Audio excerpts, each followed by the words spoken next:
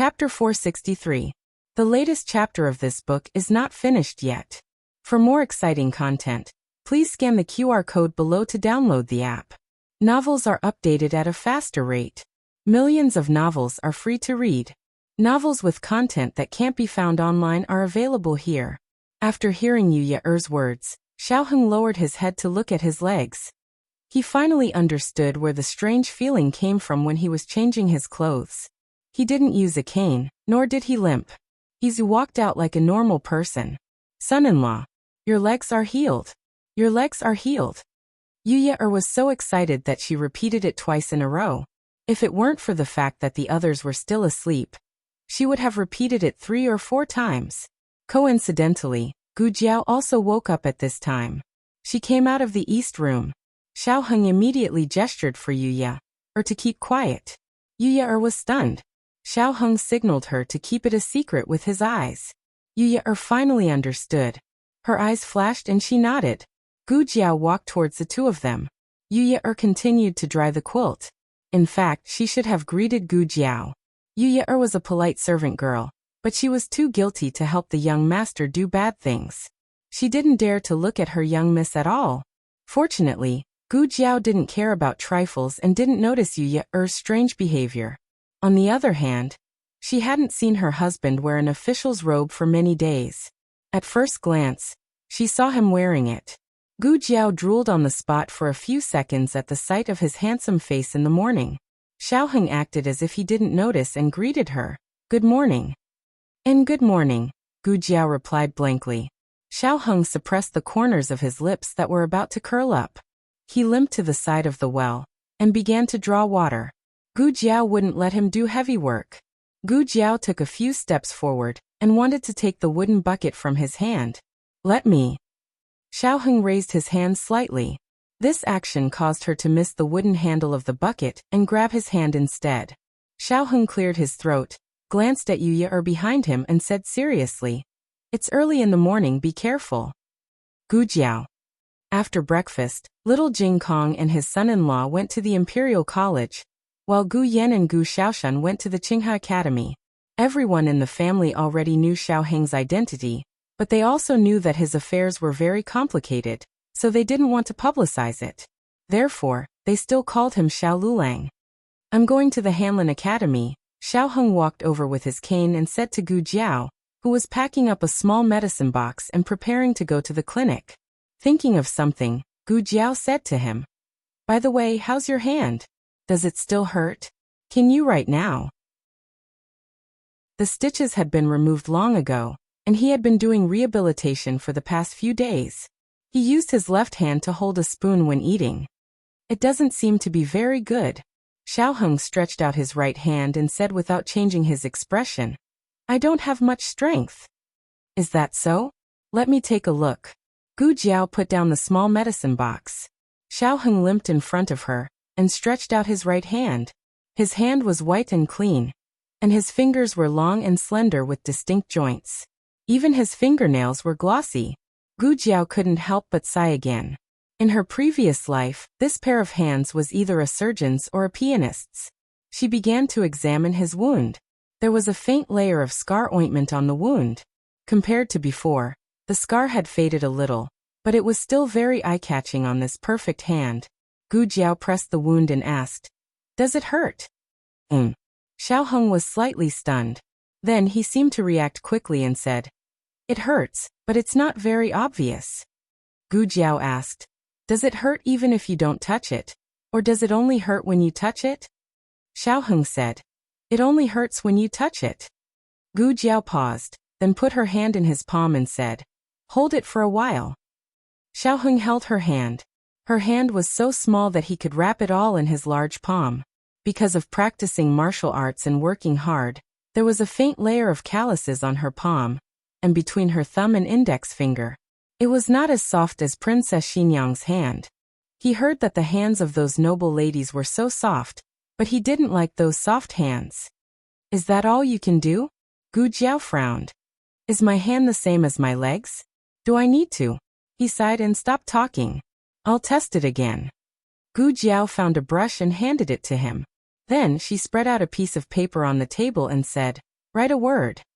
Xiao Heng held the brush and wrote the word jiao, without much hesitation. That was a word too horrible to look at. It was worse than Gu Jiao's. Gu Jiao was stunned. That's it.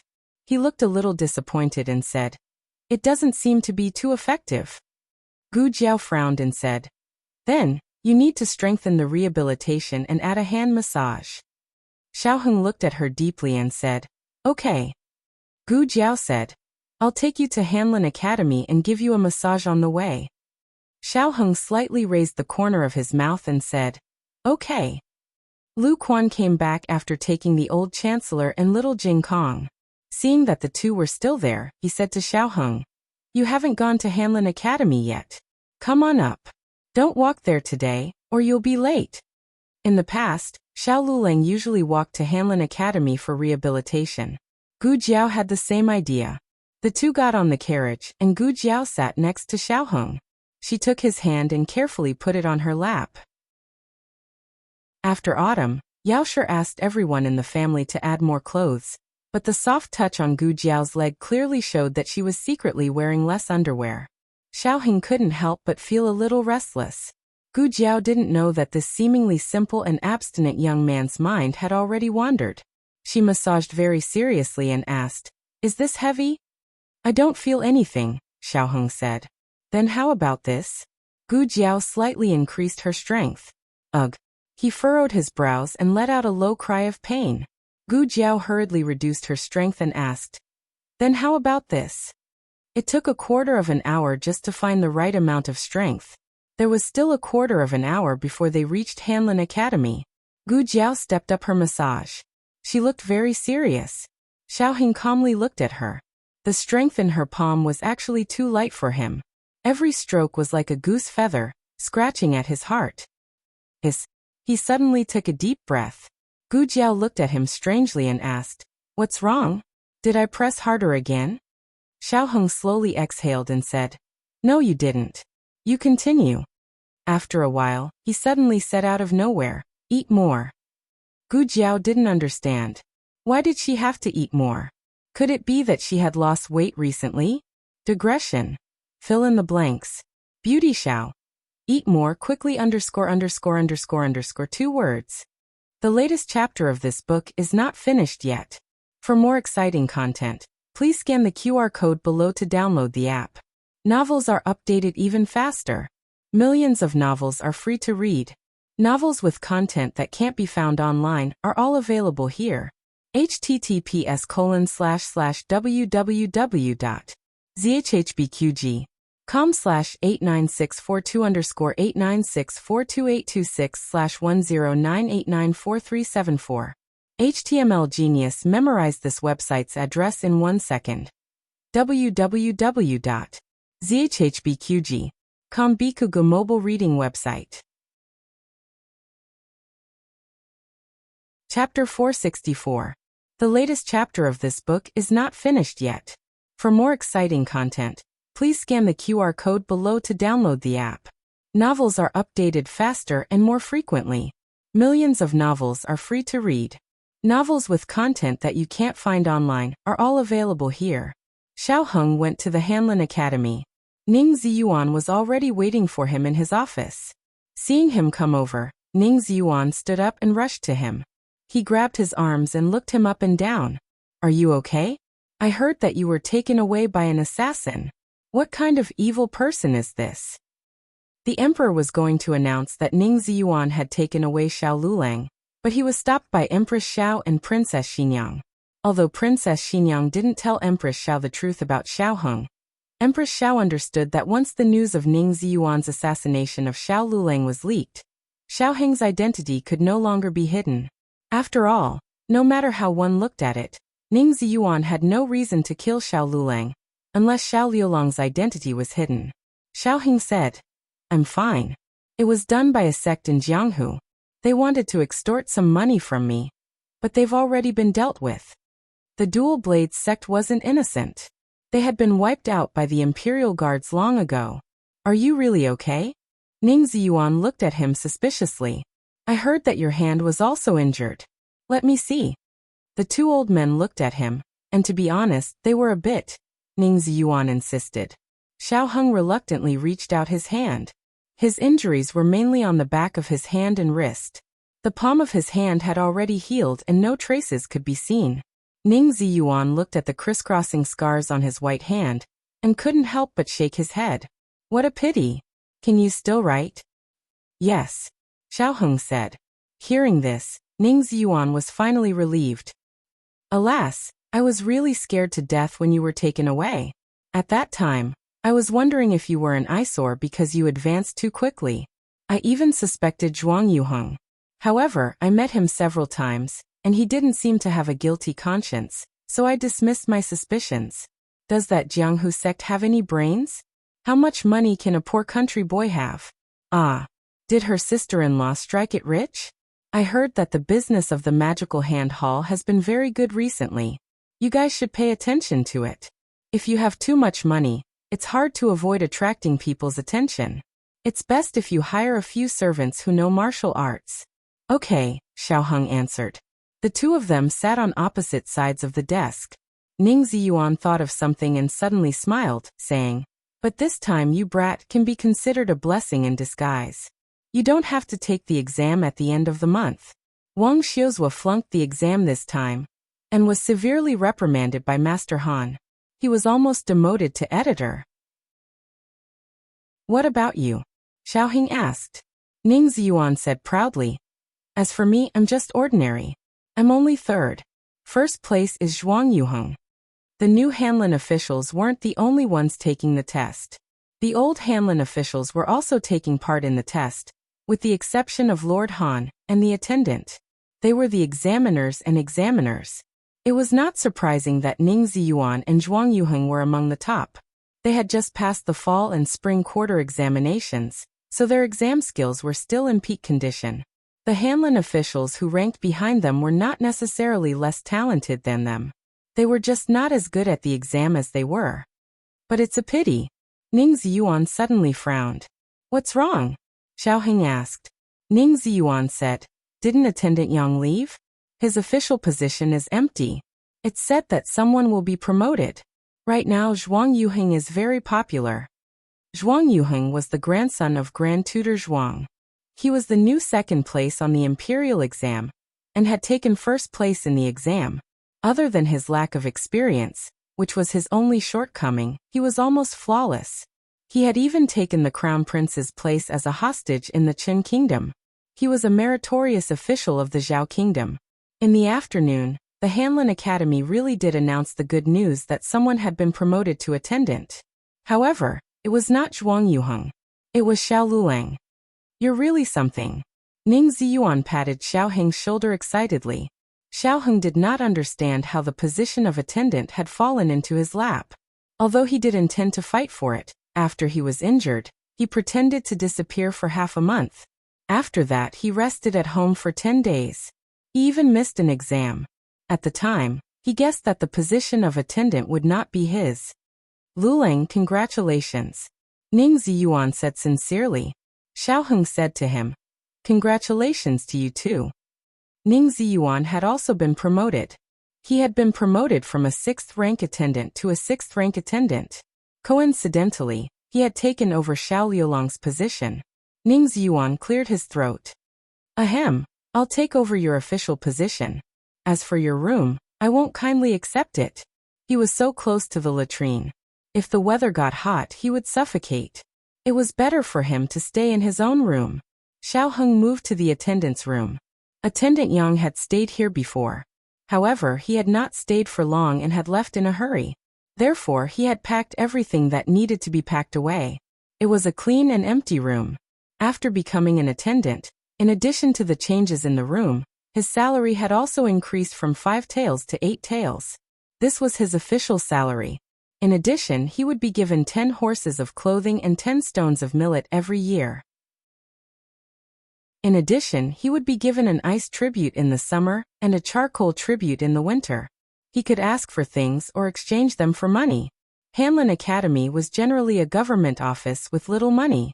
It was not as profitable as the 6 ministries. However, after gaining experience in Hanlin Academy, people would look up to him wherever he went. The ministers in the cabinet were all from Hanlin Academy. Grand Secretary Yuan, Grand Tutor Zhuang, and even the old Chancellor, Zhuang Xianji, and Headmaster Li were all from Hanlin Academy. Among them, Grand Secretary Yuan had been an attendant all the way to a 5th-rank Hanlin Academy scholar. Later, because he was involved in an incident, he was demoted to a barren land. 5 years later, he returned to the capital and entered the cabinet as a 7th-rank attendant. He then became the first Grand Secretary of Zhao country. The others all chose other offices after leaving Hanlin Academy. Ning Ziyuan came over to help him move things. Outside the door, a few Hanlin officials walked by. Their conversation could be heard. Did you hear? Royal Prince An is going to be transferred to the cabinet? Who did you hear that from? He heard the conversation between Lord Han and Royal Prince An. You even eavesdropped on Lord Han? No, I was just passing by. I heard it by accident. Lord Han said that if you go to the cabinet, you should not delay your studies. The foundation of ruling a country is in these books. That was definitely not the original words. However, everyone saw that he was deliberately hiding it and did not ask. After all, it was not necessarily a good thing to know too much about some things. They quickly walked away, and the sound of their conversation gradually disappeared. Ning Ziyuan had a look of realization. I was wondering why he stopped fighting with you. He must have found a better place to go. What was their purpose in entering the cabinet? Wasn't it to enter the cabinet in the future and become an assistant minister? Even if that was not the case, going to the 6 ministries was also excellent. Those who truly wanted to stay in Hanlin Academy for the rest of their lives were probably rare. Xiaoheng did not say anything. This was probably Grand Tutor Zhuang's idea. With Zhuang Yuheng's qualifications, it was a bit far-fetched to enter the cabinet. It was probably because Empress Dowager Zhuang's attitude towards Prince Ning that made Grand Tutor Zhuang feel uneasy. He no longer trusted Empress Dowager Zhuang wholeheartedly. He wanted more power in the hands of the Zhuang family. Right now, in the cabinet, the 2 secondary secretaries were his people. Half of the 6 cabinet scholars were also his people. If an Junwang was added, in the future, after Grand Secretary Yuan abdicated, the cabinet would completely belong to the Zhuang family. Ning Ziyuan saw that Xiao Lulang was deep in thought, and thought that he was disappointed. He quickly patted his shoulder and comforted, Lulang, don't be discouraged. You will also be able to enter the cabinet one day.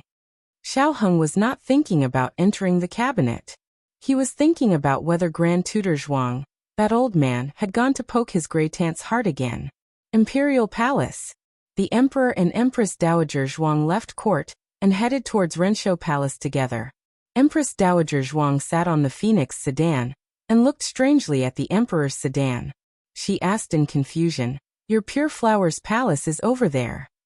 The Emperor shamelessly said, I'm going to Imperial Mother's palace to eat. Empress Dowager Zhuang was silent for a moment before she made a sound of agreement. Emperor. Imperial Mother actually did not refuse. After eating, Empress Dowager Zhuang said to the Emperor, Come to the study for a moment. Imperial Mother, do you need this son for something? The Emperor asked after entering the study. Empress Dowager Zhuang said seriously, This widow has thought about it. The Emperor has been ruling for many years. It is time for this widow to return the power to the Emperor. The Empress was startled. Imperial Mother, why do you say this? Empress Dowager Zhuang sighed.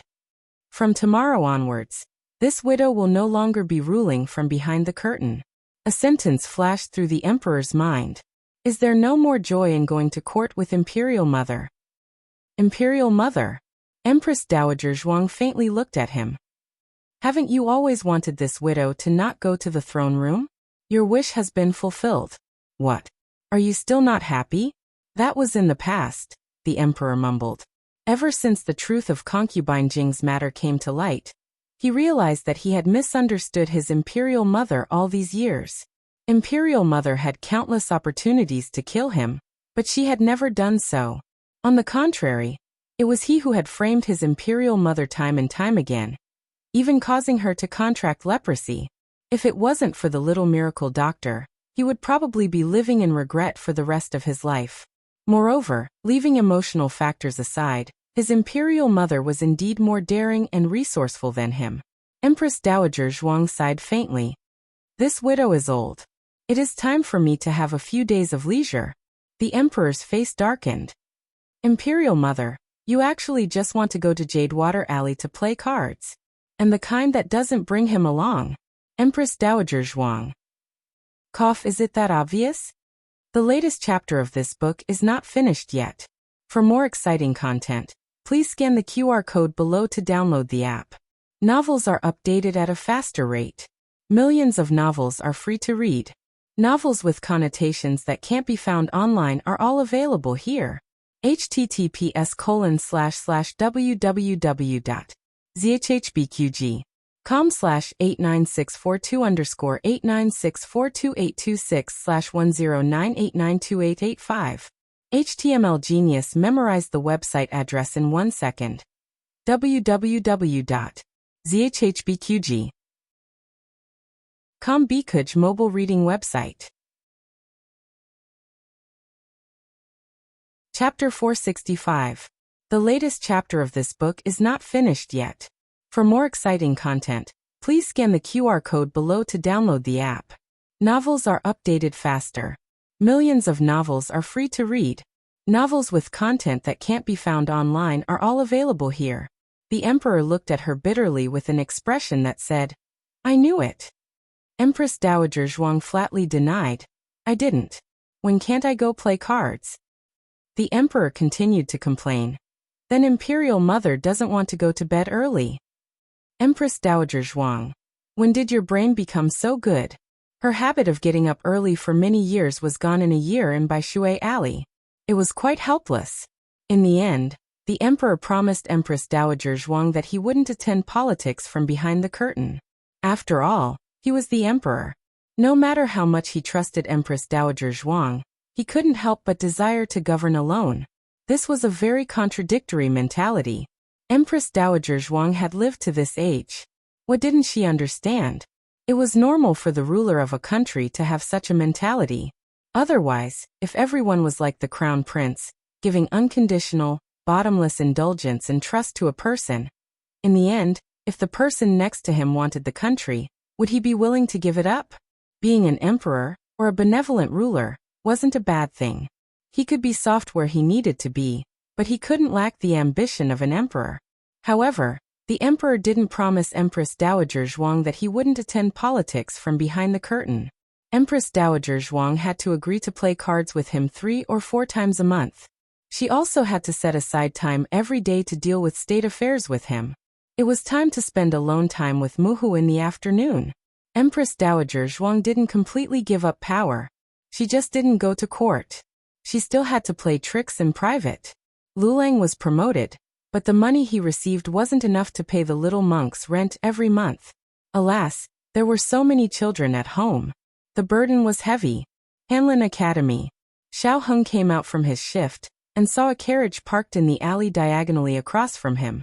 The coachman was an unfamiliar face, and he had never seen the carriage before. However, Xiao Liulong's intuition told him that the owner of the carriage was waiting for him. There was no one around, so he didn't bother to disguise himself. He strode over. The coachman didn't ask and directly put down a wooden stool. He hesitated for a moment. Princess Xinyang opened the door slightly. Xiao Heng was slightly taken aback, and then he stepped into the carriage. He sat down opposite Princess Xinyang. Princess Xinyang said to the coachman, "Let's go to the clinic." "Yes." The coachman waved his whip, and the wheels began to turn. Princess Xinyang's complexion was better than when she had just returned to the capital.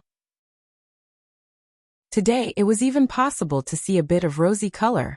She didn't smile much, but the warmth in her eyes almost flowed. "I came to see you," she said. "Yes." A certain someone felt a little uncomfortable. Princess Xinyang smiled and looked at his right foot. "I saw you walking just now. Has your leg recovered?" "Yes, it's done." Xiao Heng answered vaguely and did not hide anything. After being separated for so long, it would be difficult for them to return to their previous intimacy. Moreover, she had hurt him deeply. Princess Xinyang felt even more awkward than Xiao Heng, but she didn't show it on her face. Princess Xinyang smiled and pointed at the cane beside him, asking, "Then why don't you throw this away?" "I'll throw it away in a few days," Xiao Heng said. Oh, Princess Xinyang instantly understood. A mother knew her son best. How could she not understand what he was thinking? Truly, her son had grown up and was no longer under her control. In the past, when he was engaged to Wen Linlang, he had never cared so much about a girl. Princess Xinyang lowered her eyes to hide her smile and changed the topic. "Have you heard about Zhuang Yuheng entering the cabinet?" "I have," Xiao Heng said. Princess Xinyang continued. "It was Grand Tutor Zhuang's idea. He entered the cabinet and started as a 7th-rank secretary. It seemed like a demotion, but in reality his status rose. So his official position had already been decided." Xiao Heng wasn't surprised that Princess Xinyang knew about this inside information. Back when he was still the young Marquis of Zhaodu, he often saw all kinds of jaw-dropping insider information in Princess Xinyang's study. "I heard that Grand Tutor Yuan appreciates you." Princess Xinyang's words had a hidden meaning. Xiao Heng paused. "It can't be considered appreciation. He only met me once or twice and said a few words to me." Xiao Heng understood Princess Xinyang's meaning. She was worried that he would feel unbalanced because Zhuang Yuheng had been promoted faster than him. If so, she could also use her connections to get him into the cabinet. "I'm doing very well in the Hanlin Academy," Xiao Lulang said bluntly. Some things could be taken shortcuts, but others weren't. In his opinion, getting involved in the cabinet at this time wasn't necessarily a good thing. Princess Xinyang was secretly relieved. Just now, she had been probing Xiao Heng's intentions. When he was young, Xiao Heng was a very competitive child. He wanted to be first in everything. Of course, he really did have the ability, but officialdom was like a battlefield. Sometimes, although you won the battle, you lost the battlefield. Xiao Heng's current temperament was far beyond her expectations. As the two were talking, the sound of galloping horse hooves suddenly came from ahead. Immediately after, it sounded like the rider had run into some stall. Miserable cries rose up one after another. "Aya! The horse is out of control." Princess Xinyang's coachman shouted loudly. It wasn't their horse that was out of control, but the other side's. It was rampaging, knocking down passers-by, and had no intention of stopping. Seeing that it was about to hit their carriage, it was too late to turn around. Long Yi flew over, opened the roof of the carriage, and grabbed Princess Xinyang and Xiao Heng. The carriage was smashed apart by the crazy horse. Long Yi put the two people on the roof, then went to grab the coachman who was about to lose his life under the horse's hooves. Long Yi, that child. A child was scared silly. He stood in the middle of the street in a daze, and the crazy horse rushed towards him. Long Yi grabbed the coachman with one hand, and the child with the other. Finally, he rushed to take the child away before the crazy horse could hit them. Princess Xinyang secretly breathed a sigh of relief, but before she could finish, the soles of her feet slipped, and she fell from the roof. Xiao Heng reached out to grab her, but they also fell down together. Long Yi didn't have time to put down the coachman and child. He flashed over, but he only caught Xiao Heng, and Princess Xinyang slipped from his shoulder. At this critical moment, another tall and mighty figure descended from the sky. He hugged Princess Xinyang's soft waist, and slowly descended from the sky. This person had a devastatingly beautiful face, and a pair of soul-stirring eyes. He was Marquis Xianping, who was hailed by the emperor as the face of Zhao country. Marquis Xianping stood there with Princess Xinyang in his arms. His posture was handsome. A burst of enthusiastic cheers erupted from the crowd. Marquis Xianping raised his eyebrows and smiled. "Princess, long time no see." Princess Xinyang's face was cold. "Are you done acting handsome? If you're done, then let this princess down." "TSK unromantic." Marquis Xianping curled his lips with regret, and put Princess Xinyang down. That crazy horse was already under Changjing's control. Tonight, Changjing wanted to eat roasted horse meat. Marquis Xianping waved his hand at the crowd. "Okay, disperse, disperse. Don't look. Haven't you seen a hero saving a beauty?" Everyone's mouths twitched. Although it was the truth. Why did you say it yourself? Could you be any more shameless? The crowd finally dispersed. Marquis Xianping looked at Princess Xinyang, and then at the smashed carriage. He clicked his tongue. Looks like the princess can only sit in this marquee carriage. Changjing. Changjing drove a luxurious and flashy carriage over. Princess Xinyang didn't get on. She walked forward and came to an unfamiliar carriage. She planned to take out money to hire the other party's carriage. Marquis Xianping looked at her with his arms crossed. That's also this marquee carriage. Princess Xinyang walked forward again and chose an inconspicuous carriage. It's also this marquee carriage. It's also this marquee carriage. Aya, it's this marquee carriage again. Princess Xinyang. Did the surnamed Xiao contract for an entire street of carriages? Digression. Oh, you're not stingy this time? The carriage drivers trembled. Can you let us go? The latest chapter of this book is not finished yet. For more exciting content, please scan the QR code below to download the app. Novels are updated faster. Millions of novels are free to read. Novels with connotations that can't be found online are all available here. https://www.zhbqg.com/89642_8964286/1098695119. HTML Genius memorized this website's address in 1 second. www.zhbqg.com Bikuj mobile reading website. Chapter 466. The latest chapter of this book isn't finished yet. For more exciting content, please scan the QR code below to download the app. The novel will be updated even faster. Millions of novels can be read for free. There are novels with connotations that can't be found online here. Princess Xinyang finally got into the first luxurious and flashy carriage with a dark face. Marquis Xianping also got into the carriage and threw the whip in his hand to Changjing. Be steady. The princess doesn't like bumps. Oh. Changjing took the whip and lashed it down, causing the carriage to jolt. Marquis Xianping. The couple sat down in the carriage. Marquis Xianping looked at Princess Xinyang calmly and said with a faint smile, I went to Fengdu Mountain to find you, but you didn't want to see me. Instead, you ran back to the capital. Why? Are you hiding from me? Why should I hide from you? Princess Xinyang said mildly. Marquis Xianping's lips twitched, revealing a roguish smile. Come on, Qin Fengwan. Ever since Xiao Heng died, you've been hiding from me. Sometimes, I even suspect that the fire was set by you. You don't have the face to face me at all. Princess Xinyang turned her face away. Heh. Marquis Xianping looked at the roof of the carriage and said nonchalantly, Enough. Let your whatever. Take Xiao Heng down. He's flying around in the sky. Even if he's not tired, I'm tired for my son. After Xiao Heng was rescued by Long Yi, or to be exact after Marquis Xianping appeared, Xiao Heng had Long Yi take him away. However, Marquis Xianping's seemingly casual words had many important points. First, he knew about Long Yi. Second, he had already determined that Xiao Lulang was Xiao Heng. Long Yi had always been a secret guard in the princess's residence. It was only after going to Fengdu Mountain that Long Yi gradually came into the light. During this time, Long Yi had never met Marquis Xianping. In other words, Marquis Xianping already knew about Long Yi's existence before the fire at the Imperial College. Since he even knew about the most powerful Long Yi, then the other Dragon Shadow Guards naturally wouldn't be a problem. As for when he knew, there was no way to know. Perhaps it was 4 years ago or even earlier. As for the second matter, judging from the situation in the capital, Princess Xinyang guessed that Marquis Xianping had gone to Fengdu Mountain to ask her to come back and identify Xiao Heng.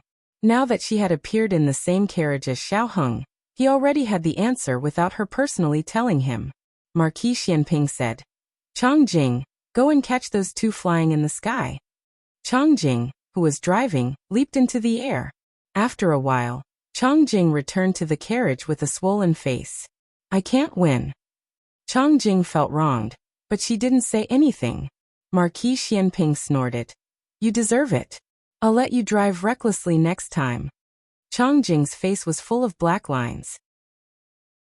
So you were just taking revenge on me for bumping off the carriage? Changjing was a little emotional. He really wanted to drive the carriage until it flew, but he couldn't beat Marquis Xianping, that old fox. This was a very sad story. Inside the carriage, Marquis Xianping leaned lazily against the wall of the carriage. Behind him was a soft and thick pillow.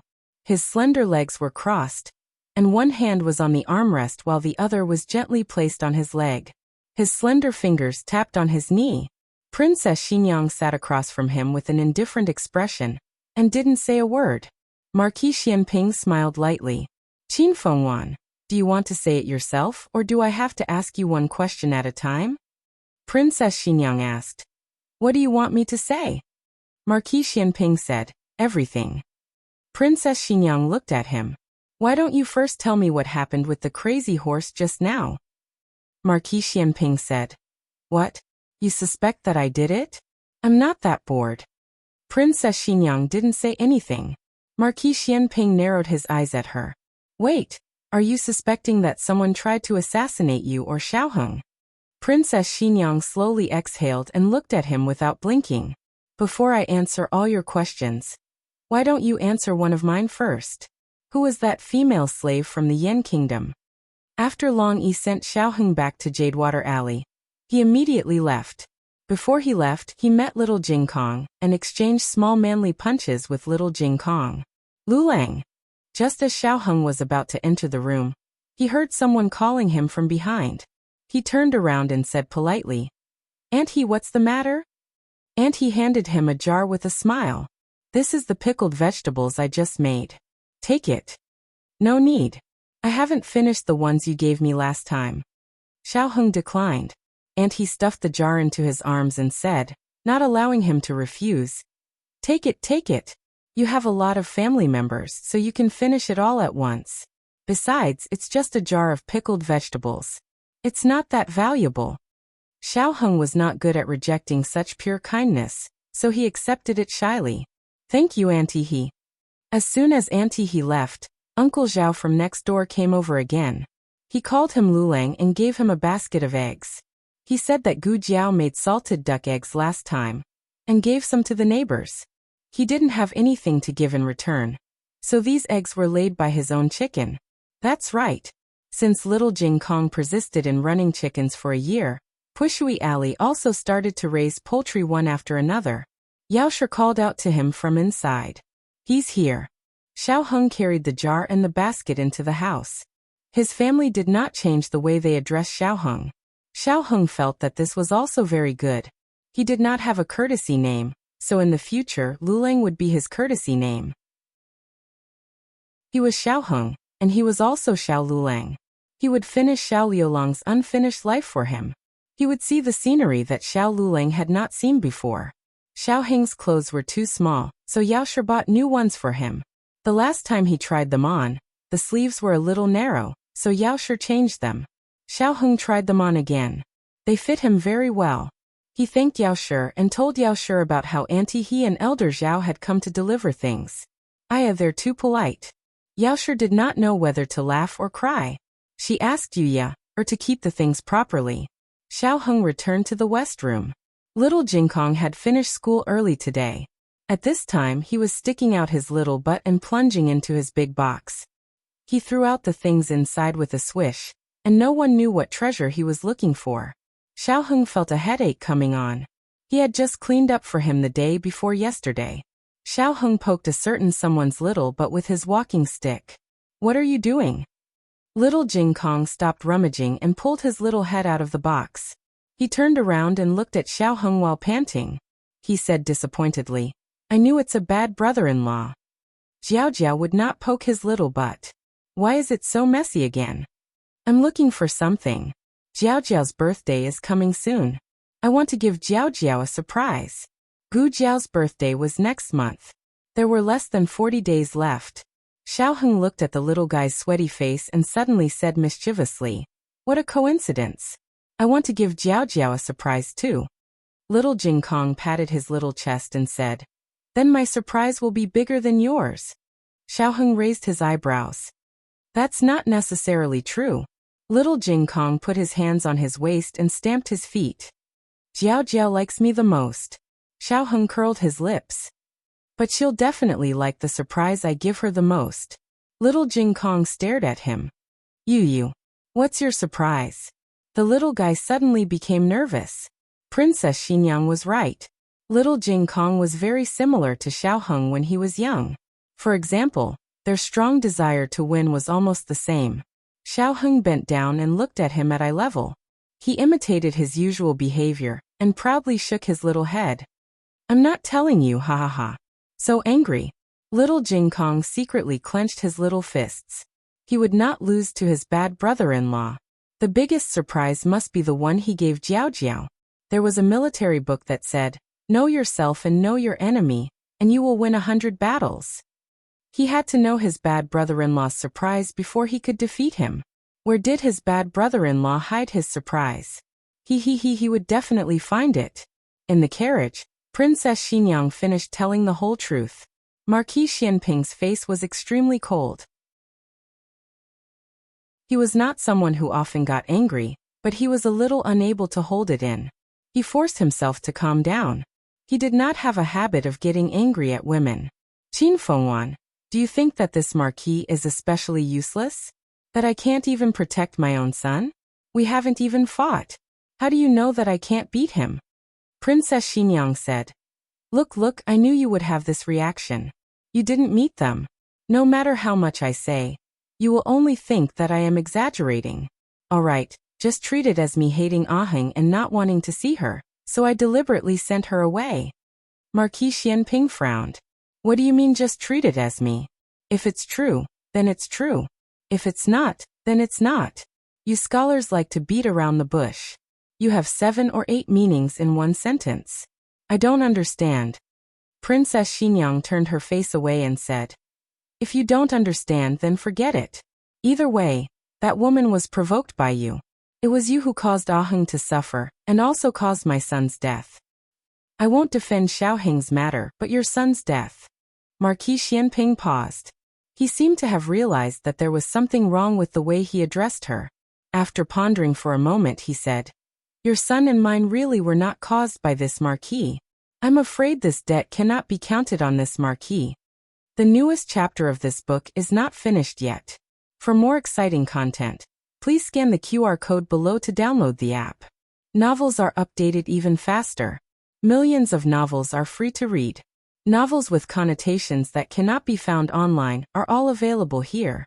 https://www.zhbqg.com/89642_8964226/1098688525. HTML Genius remembered this website's address in 1 second.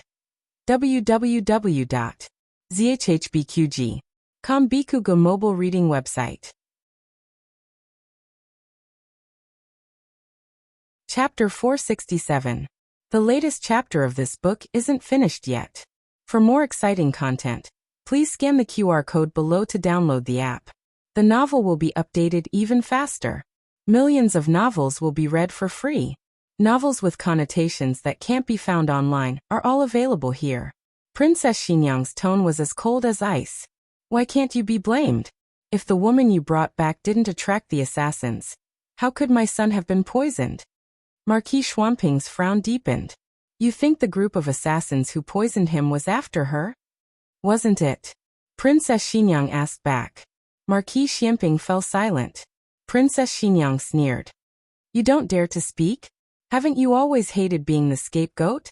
Tell me, how did I wrongly accuse you? Marquis Xianping looked at her with a complicated expression. Qin Fengwan, will this affect your relationship with Xiaoheng? What do you mean? Princess Xinyang didn't understand. Marquis Xianping's gaze was deep. Do you think that group of assassins who came after his mother will make you resent him? Without waiting for Princess Xinyang's reply, Marquis Xianping continued. I'm not a good person to begin with. It wasn't easy for me to be a human, but I was wronged. Qin Fengwan, you asked yourself. No matter what the result is, don't blame me. Princess Xinyang felt an ominous premonition rising in her heart. Marquis Xianping looked at her, his gaze solemn and cold.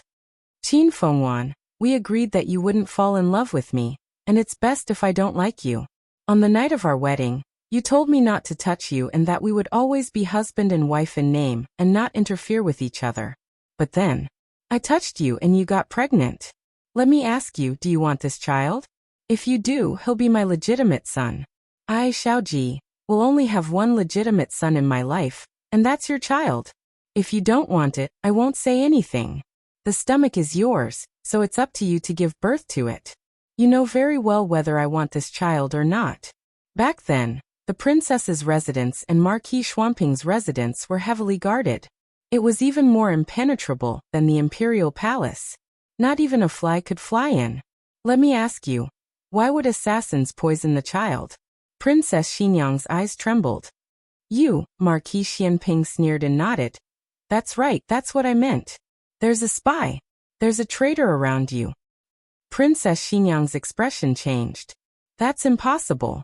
I have the dragon shadow guards guarding the two children day and night. How could they have the chance to poison them? Marquis Xianping's sneer froze on his lips and his eyes turned cold. That's right.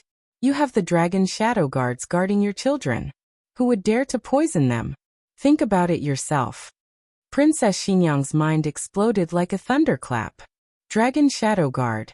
No, that can't be. Why would the dragon shadow guard poison her child?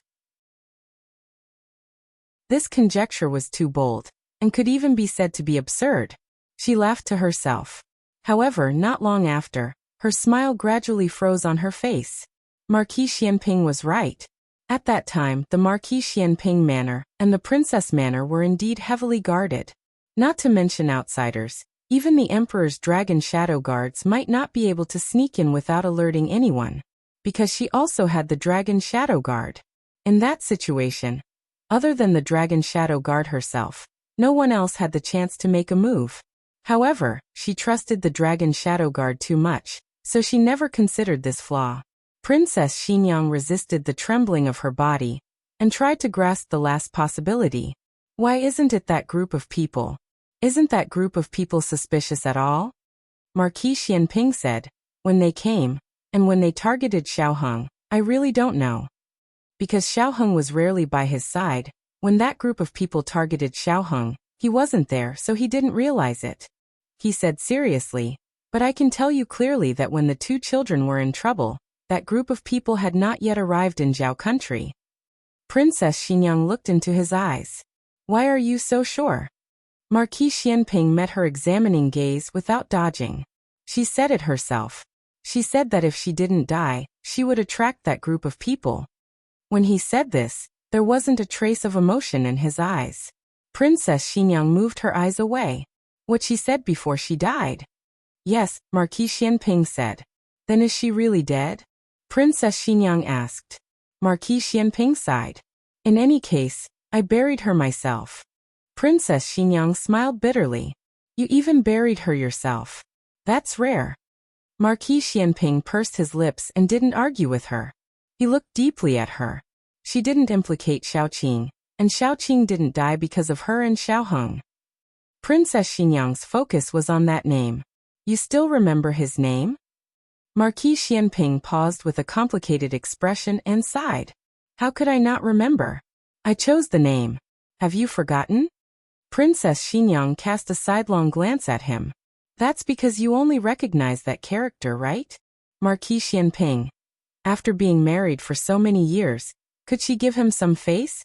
Marquis Xianping's feelings for Xiaoheng actually came very slowly, or more accurately, it came very complicated. At first, he recognized Xiaoheng as his legitimate son. When Princess Xinyang wanted to raise Xiaoheng by her side, he refused in his heart.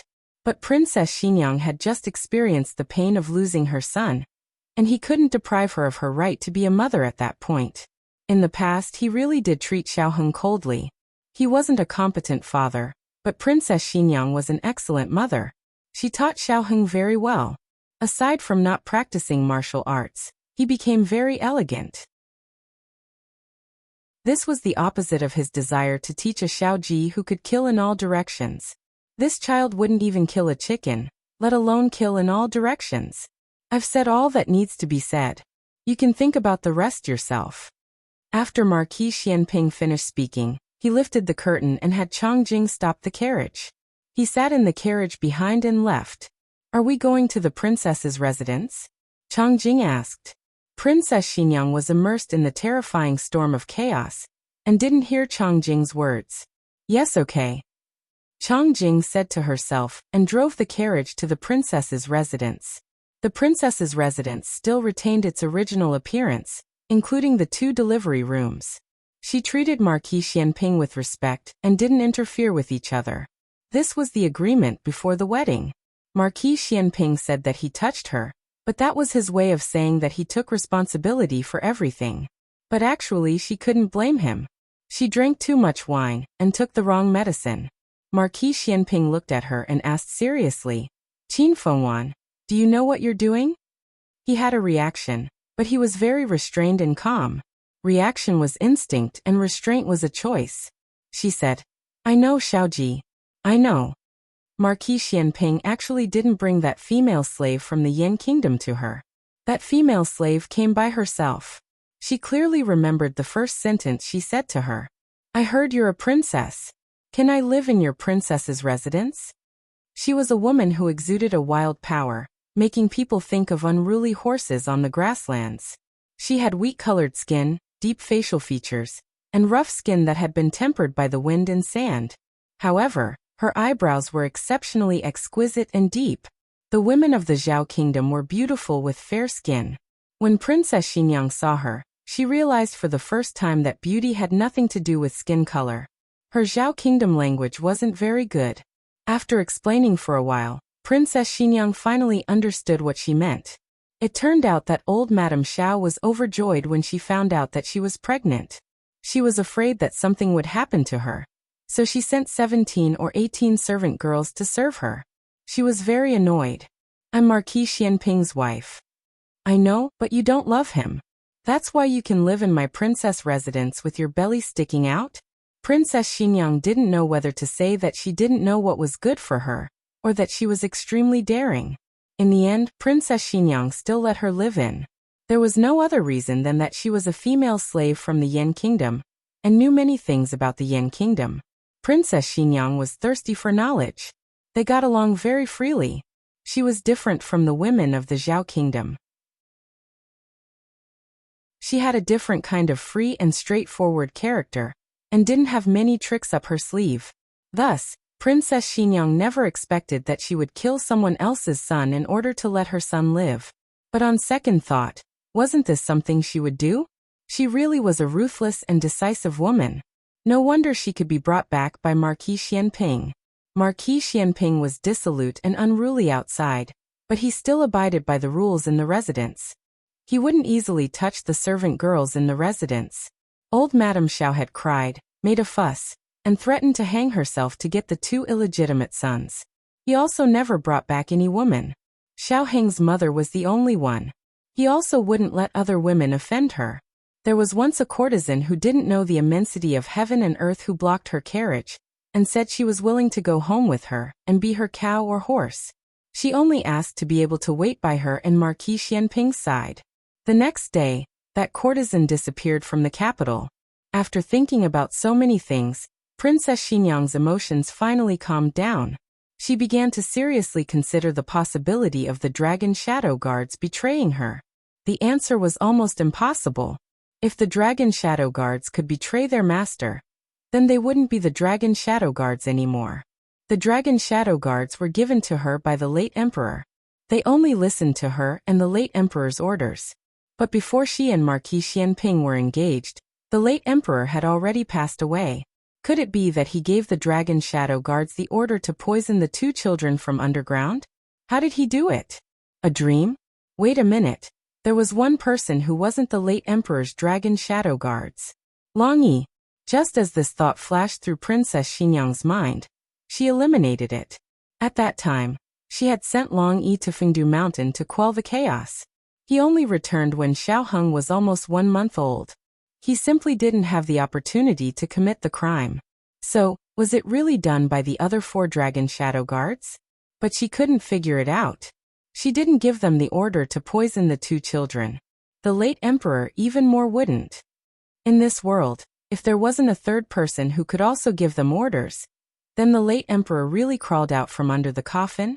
It couldn't be that the late emperor, on his deathbed, had them plot against her and Marquis Xianping's son. The late emperor clearly knew that it was impossible for her and Marquis Xianping to have a child. Her thoughts came to an abrupt end. Princess Xinyang was stunned. She seemed to have inadvertently thought of something. At that time, Marquis Xianping was still young, but the late emperor saw his potential. He was the youngest marquis of Zhao country, and was personally conferred the title by the late emperor. The late emperor regarded him as his right-hand man. But under the late emperor's regard, he was firmly on guard against Marquis Xianping. The late emperor had secretly arranged the marriage between her and Marquis Xianping. Why secretly? Because if the late emperor could live for a long time, he planned to personally kill Marquis Xianping. If he died early, then she would kill Marquis Xianping. But at the same time, the late emperor also understood that Zhao country was in danger and couldn't do without Marquis Xianping. So the late emperor decided to use Marquis Xianping to the greatest extent. As long as he didn't rebel, he would be allowed to live. If he had any thoughts of rebellion, he would be immediately killed. But Marquis Xianping was extremely vigilant. Normal assassins couldn't get close to him. The late emperor thought of a honey trap. Of all the princesses, the late emperor had chosen her because he knew that she would never be moved by Marquis Xianping. Only a person who wouldn't be moved by Marquis Xianping could kill him at any time. But the late emperor was born in the royal family, and had been the emperor for so many years. How could he not understand that the affairs of the world were unpredictable? What if her heart was moved? The late emperor didn't allow her to give birth to Marquis Xianping's child. He didn't allow her to have an unclear and unbreakable bond with Marquis Xianping. Directly killing Marquis Xianping wouldn't work either. The country needed him. The only prerequisite for killing Marquis Xianping was that he had thoughts of rebellion. As long as he didn't rebel, he could live. But her child couldn't live. The Dragon Shadow Guard's initial target was little Xiaoheng.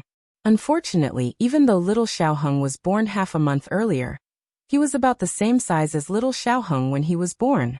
The Dragon Shadow Guard must have made a mistake the first time. The second time, he accurately fed the poison into little Xiaoheng's mouth. Princess Xianyang didn't know why he used poison and not something else. It was all the late emperor's consideration. Perhaps it was to prevent the investigation of the Dragon Shadow Guard, or perhaps the late emperor left his grandson with the last bit of mercy, and left him with a decent corpse.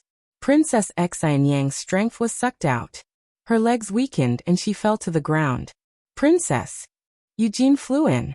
She didn't wait for Princess Xianyang's return at Jade Water Alley. Instead, someone from the princess's residence sent a message saying that the princess had returned, but the situation seemed a bit off. She hurried over. Princess, what's wrong? Eugene knelt in front of her and asked while holding her slightly trembling shoulders. Princess Xianyang's face was bloodless. Her eyes were empty, as if they were filled with endless sorrow, but she couldn't cry a single tear. Princess Xianyang said with dull eyes, I thought that when father gave the Dragon Shadow Guard to me, he at least trusted me and thought I was the only one who could bear this heavy responsibility. Eugene supported her with heartache. Princess Xianyang laughed self-deprecatingly. But in the end he still didn't trust me. He was on guard against Marquis Xianping, and on guard against me. The latest chapter of this book isn't finished yet. For more exciting content, please scan the QR code below to download the app. Novels are updated even faster. Millions of novels are free to read. Novels with connotations that can't be found online are all available here. https://www.zhbqg.com/89642_8964286/1098688080. HTML Genius remembered this site's address in 1 second. www.zhbqg.com Bikugo mobile reading website.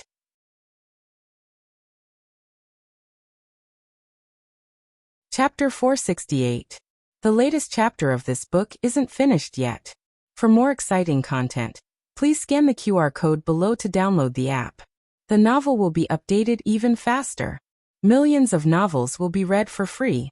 Novels with connotations that can't be found online are all available here.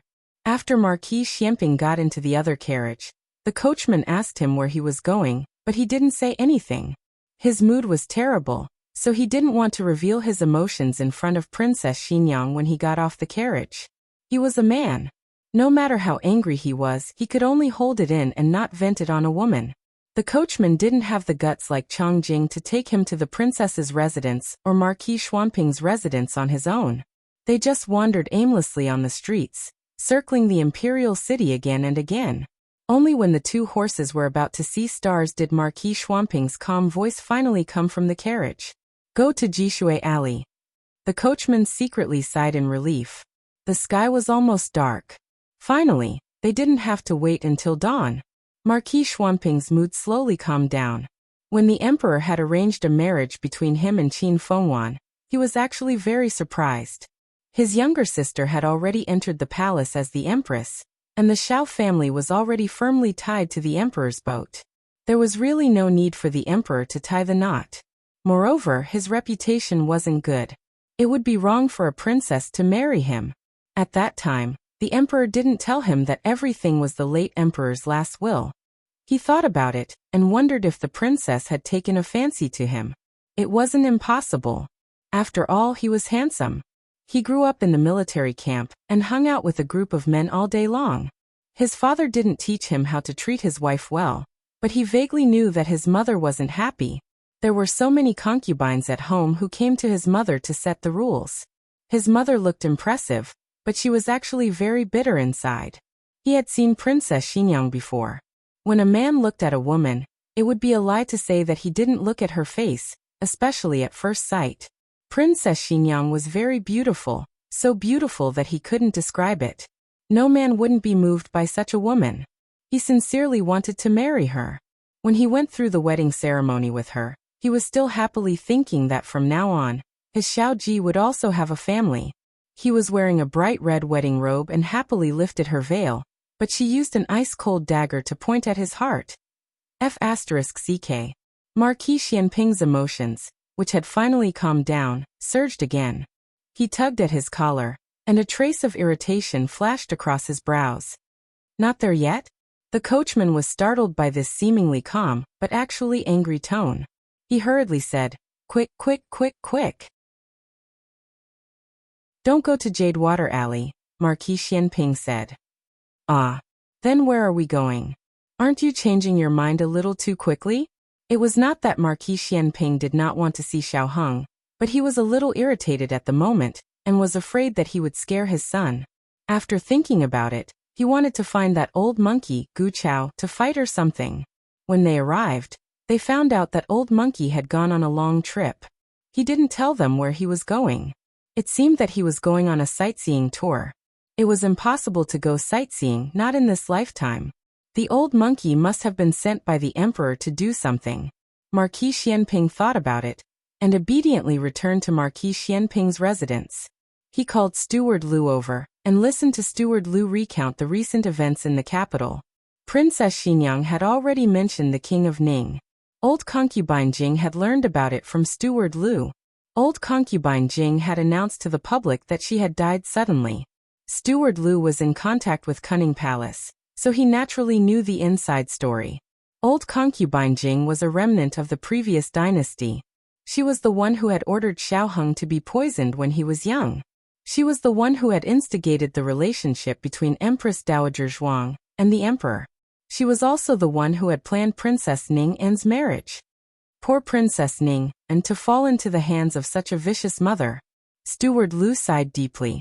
Old concubine Jing's death had caused a stir in the capital for a while, but it had cooled down a long time ago. This was the first time Marquis Xianping had heard of it, so he should have been shocked. However, he had discovered that the old chancellor was targeting old concubine Jing before he left the capital. So he had more or less guessed that the old concubine wasn't as simple as she seemed. He just hadn't guessed that she had something to do with the remnants of the previous dynasty. According to Empress Xiao, old concubine Jing had been in close contact with the frontier fortress over the years. They all thought that she was communicating with Princess Ning, but in fact, she was contacting the remnants of the previous dynasty. The emperor had ordered Tang Yueshan to go to the frontier fortress as an imperial envoy. On the surface he was there to visit Princess Ning'an, but in reality, he was there to clean up the remnants of the previous dynasty. The credit should have gone to my brother, but he's not in the capital. That's why His Majesty appointed Tang Ming. These were Empress Zhao's exact words. Marquis Xianping had no interest in credit. He was good at war, but that didn't mean he liked it. Some things were responsibilities and missions that had to be shouldered.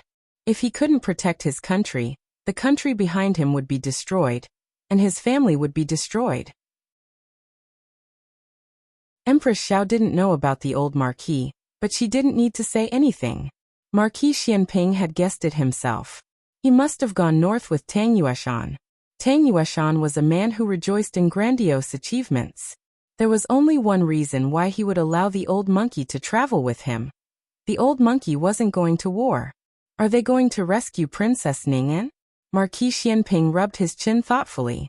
If the prince consort was also a pawn of old concubine Jing, then Princess Ning'an's situation wasn't optimistic. Marquis Xianping couldn't help but frown at the thought of Princess Ning'an. Back then, Empress Dowager Zhuang seemed to want to set him up with Princess Ning'an, but that girl was always like a frightened rabbit. He didn't like it.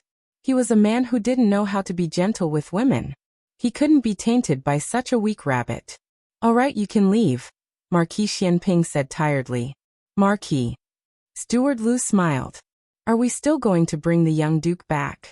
Empress Xiao had contacted Marquis Xianping through Steward Lu. So Steward Lu already knew that the illegitimate child was the young duke. Marquis Xianping glanced at him coolly. You haven't brought him back? Steward Lu was rendered mute on the spot. He had gone to bring him back from the countryside, but he hadn't brought him back to the manor even after he'd gone to the capital. He hadn't known that he was the young duke, so he hadn't respected him. It was quite scary when he thought about it. Marquis Xianping had planned to rest for a while, but now he stood up and walked towards the door. I have my own plans for this. Don't get involved. You don't have to go to Jadewater Alley in the future. Marquis, you don't plan to announce the young duke's identity for the time being? Yes. Marquis Xianping would have announced it a long time ago, but this time he was extra cautious. He wasn't afraid of those people, but he had lost Xiaoheng once. He couldn't lose him a second time. When he returned to the capital, he naturally had to report to the emperor. The emperor also expressed his regret that his son had killed Marquis Xianping's son. Marquis Xianping thought about it and decided not to tell the emperor. The emperor had taken away his mining rights before, so he was a person who held a grudge. Dusk fell. Marquis Gu finally got off work. The manor that Empress Dowager Zhuang had ordered was in the final stage and would be completed soon. In fact, he had ordered almost everything. He didn't need to supervise the work every day. However, the demand for bellows had increased recently. In addition, there were several farming tools from the people: water wheels, threshing machines, and grain elevators. The Ministry of Works was busy sending people to learn. With the bellows as an example, this time the Ministry of Works didn't dare to be arrogant anymore. They humbly asked the farmers from the people for advice. Speaking of which, it was strange. Were farmers all so awesome these days? The water wheels were much better than those of the imperial court. The water wheel technology of the Zhao state was also imported from the Liang state. The Liang state had the most advanced water wheels and axles. Combined with ponds, they could achieve a certain level of low water flow and high water flow. However, this kind of civilian water wheel took the advantages of vertical and horizontal wheels to the extreme. The height of water lifting was greatly increased. Even in places with steep terrain, the water flow could be low and high. Marquis Gu had been studying this all day. He hadn't had time to look at the threshing machines and grain elevators. He didn't know which talented person among the people had made such amazing things. The Ministry of Works had already sent people to investigate. Marquis Gu entered the courtyard. His family didn't seem to be there. Only 7 chickens were working in the vegetable garden to catch insects. There isn't even an old woman guarding the door. I asked 2 servants to come over, but they refused. Marquis Gu complained. After he finished complaining, he realized that a chicken had swaggered to his feet. He stopped and looked at the chicken. The chicken also looked at him. This was Little Chi. However, Marquis Gu didn't recognize it. In his eyes, it was just a chicken, just like the other chickens. Speaking of which, it was really funny. Who would bring their chickens to the capital? Were there not many chickens in the capital? Thinking of this stingy behavior, Marquis Gu felt particularly embarrassed. His daughter was raised in the countryside and his son-in-law wasn't any better. He was really worried that the little guy in and Yaoshi's womb would be led astray by them. Thinking of the little guy that was about to be born, Marquis Gu was in a rare good mood. He looked down at the chicken at his feet. He thought that the chicken wanted to peck him, but it didn't move for a long time. After a while, it swaggered off again. Then, Marquis Gu sadly discovered that it had pooped a pile of chicken poop on his shoes. Marquis Gu. Digression. Recently there have been more. Can the monthly votes also increase? The latest chapter of this book is not finished yet. For more exciting content, please scan the QR code below to download the app. Novels are updated even faster. Millions of novels are free to read. Novels with connotations that can't be found online are all available here. https://www.zhbqg.com/896422_8964226/1098433327. HTML Genius memorized this website's address in 1 second. www.zhbqg.com Bikugo mobile reading website.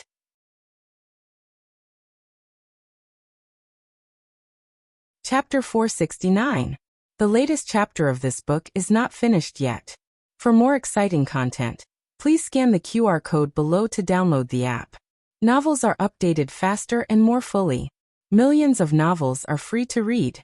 Novels with content that can't be found online are all available here. In the West Room, Xiao Heng was tidying up the mess in Little Jing Kong. Ever since he heard that he had a bigger surprise for Gu Jiao, the little fellow believed that his surprise was hidden in the room. The little fellow rummaged through the boxes and cabinets, but he wouldn't put it back. This was his problem. His family had scolded him several times. Of course, every time he agreed, he would forget about it immediately. Perhaps he didn't forget, but it was as if he didn't clean up at all. Every time, he or Gu Jiao had to clean up again. Xiao Heng was so focused on cleaning up that he didn't know that Marquis Gu had come to the house. Nor did he know that he was bullied by his chickens. Brother-in-law. Suddenly, there was a soft call from the door. It sounded a little cautious, but also a little happy. Xiao Heng had just picked up the golden abacus in Little Jing Kong. When he heard the voice, he turned around and looked at him.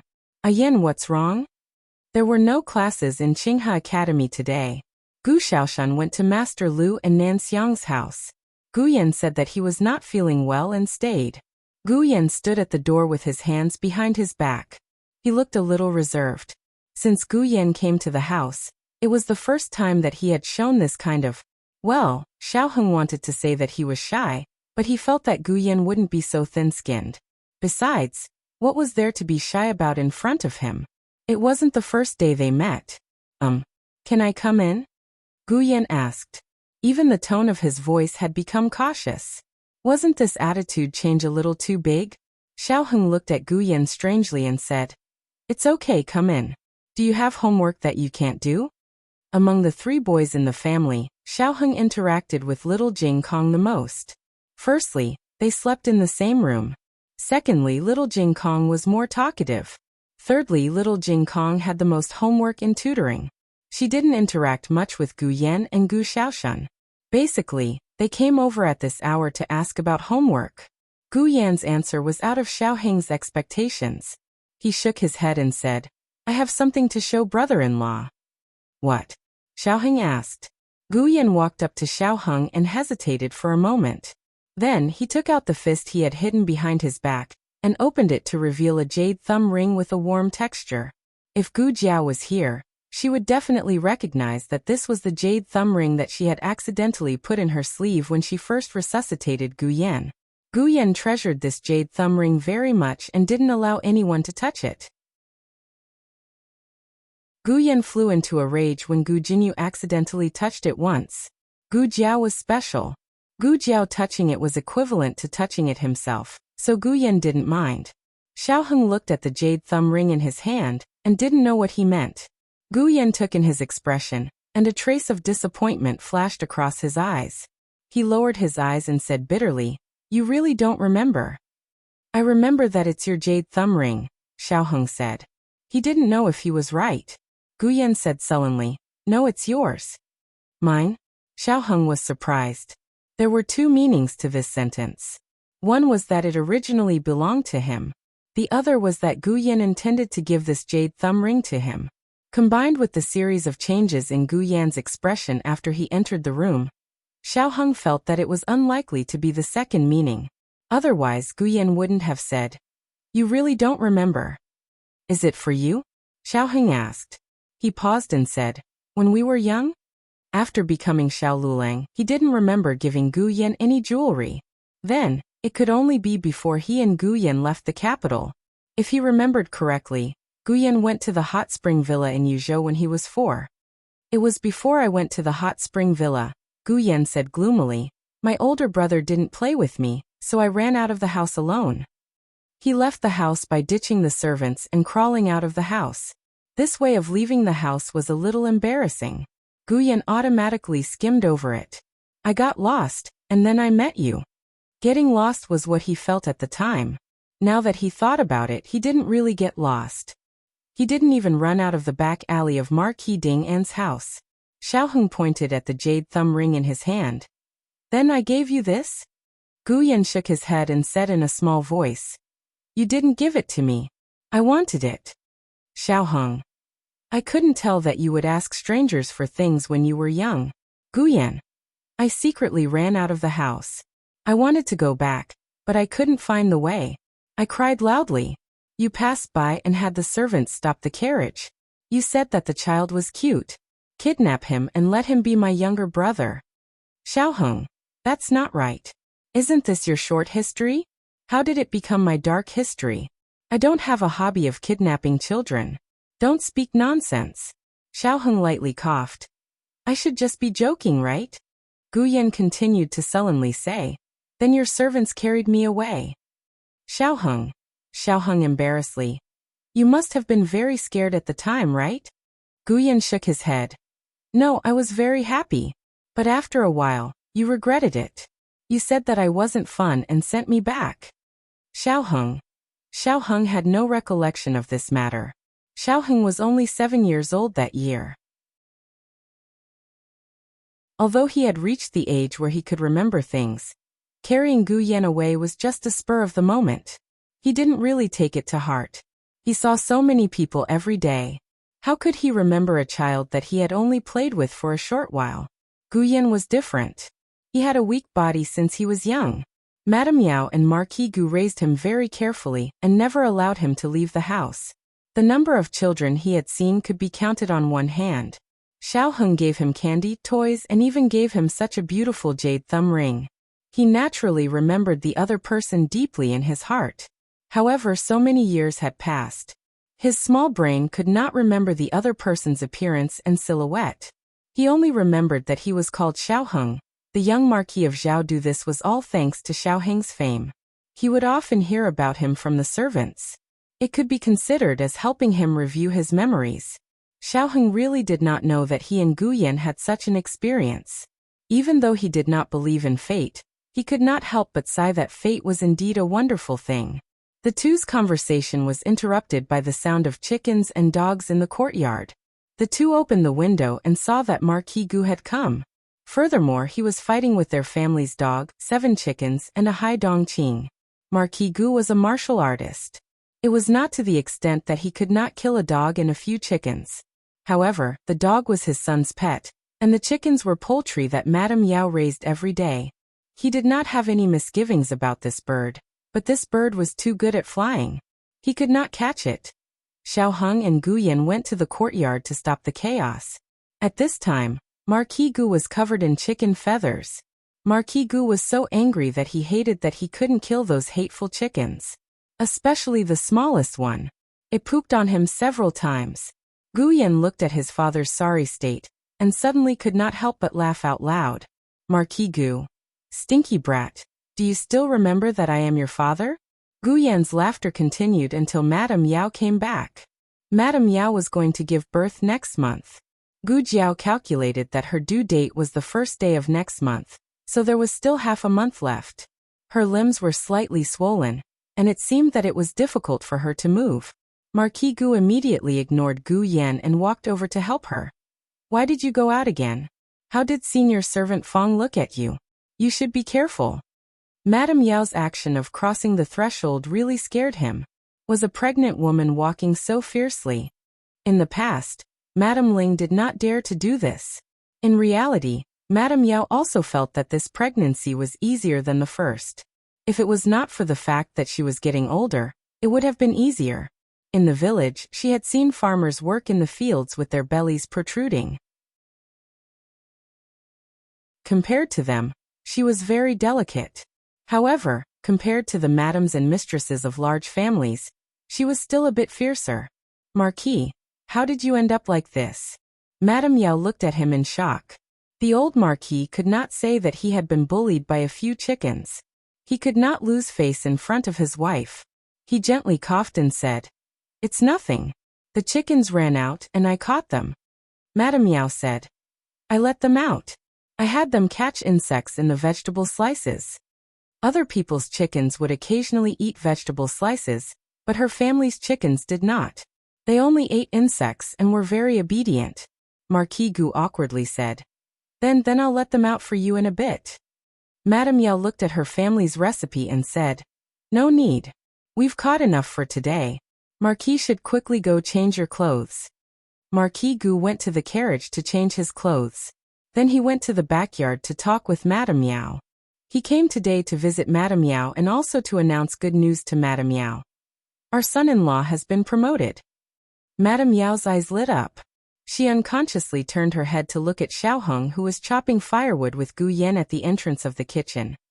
"Lulang, you've been promoted?" Xiaoheng had only received the document in the afternoon, and did not have time to tell his family. "Brother-in-law, you've been promoted?" Gu Yan looked excitedly at Xiaoheng. Xiaoheng held the chopper and nodded. "What position?" "What position?" Gu Yan's little fanboy asked. "Hanlin Academy's attendant." Xiaoheng said. "Heh." Marquis Gu laughed in disdain. "How great of an official am I? I'm just a Hanlin Academy's attendant. Royal Prince and is about to enter the cabinet as an assistant minister." The latest chapter of this book is not finished yet. For more exciting content, please scan the QR code below to download the app. The novel will be updated even faster. Millions of novels will be read for free. Novels with content that cannot be found online are all available here. https://www.zhhbqg.com/89642_8964286/10984075. HTML Genius memorized this website's address in 1 second.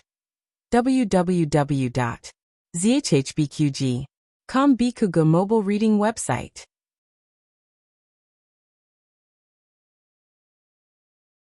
Chapter 470. The newest chapter of this book is not finished yet. For more exciting content, please scan the QR code below to download the app. Novels are updated even faster. Millions of novels are free to read. Novels with content that can't be found online are all available here. Gu Yan's eyes widened as he said, "So what if he's in the cabinet? My brother-in-law is the best." Marquis Gu chuckled. "If he's good, then why didn't he enter the cabinet?" Gu Yan angrily said, "My brother-in-law doesn't want to go. Otherwise, not to mention the cabinet, even the throne room would be open to him." "Oh my, this brat's tone is really big. Does he know what kind of place the cabinet is? And what kind of place the throne room is? In the country of Zhao, only those who have reached 5th rank have the right to meet the emperor, but that doesn't mean they can meet the emperor. Take him for example, he is the assistant minister of the Ministry of Works, but he hasn't been to court many times. He can go if he wants to? Who do you think he is?" He. Gu Yan couldn't reveal his brother-in-law's true identity, so his face turned red from holding it in. "His surname is Xiao." Marquis Gu sneered. "So what if his surname is Xiao? There are so many people with the surname Xiao in the world. Do you think everyone is the young Marquis of Xiaodu?" Gu Yan was so angry he became a little pufferfish. What if he is? Marquis Gu didn't hear that this was the truth and only treated it as a child's angry words. He pointed at Xiao Heng and said to Gu Yan, "He is the young Marquis of Zhao. Do I call you father?" Gu Yan looked at her father, at a loss for words. She silently replied in her heart, "I." "Mother." Father and son bickered, but Xiao Heng suddenly spoke. The father and son's voices suddenly stopped, and they both looked at Yao Shi. They saw Yao Shi's face pale as she held her stomach. Her dress was wet. She said in disbelief, I think I'm about to give birth." Yao Shi's outburst came without any warning. She didn't feel any pain before her water broke. Fortunately, Gu Jiao had told her and her family about some things to take note of before giving birth. In this situation, it was best not to forcefully move. Marquis Gu carefully carried Yao Shi back into the room. Xiao Heng said to Gu Yan, "I'm going to boil some water. You let the shadow guards go to the miracle hall to find your sister. If she's not there, then find Dr. Lu first." Dr. Lu was originally a midwife in the vicinity. Because she was very proficient in treating women's diseases, she was hired by Gu Jiao to work in the magical hand hall. Most people were still used to calling her midwife Lu. Xiao Heng followed Gu Jiao and respectfully called her Dr. Lu. Nanny Fong and Yuya were putting away the quilts next door. Yuya heard the noise and ran over to take a look. She exclaimed, Nanny Fong, Madam is about to give birth. It's not even time yet. Is she going into premature labor again?" The expression on Nanny Fong's face changed drastically. She didn't even bother to put away the quilt, and hurriedly went through the small door that was open between the two families.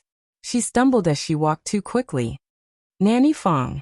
Yuya's sharp eyes caught her and supported her. "Don't panic.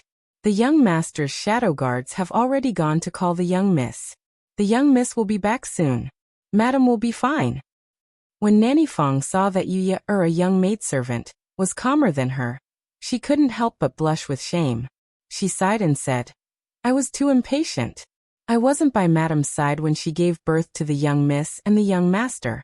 As a result, she gave birth prematurely and was swapped with the wrong child. There's always been a knot in my heart." Yuya couldn't empathize with her like Nanny Fong, but she still nodded in understanding. "I understand. Nanny Fong, don't worry. Madam will be blessed by the heavens. She will definitely give birth safely."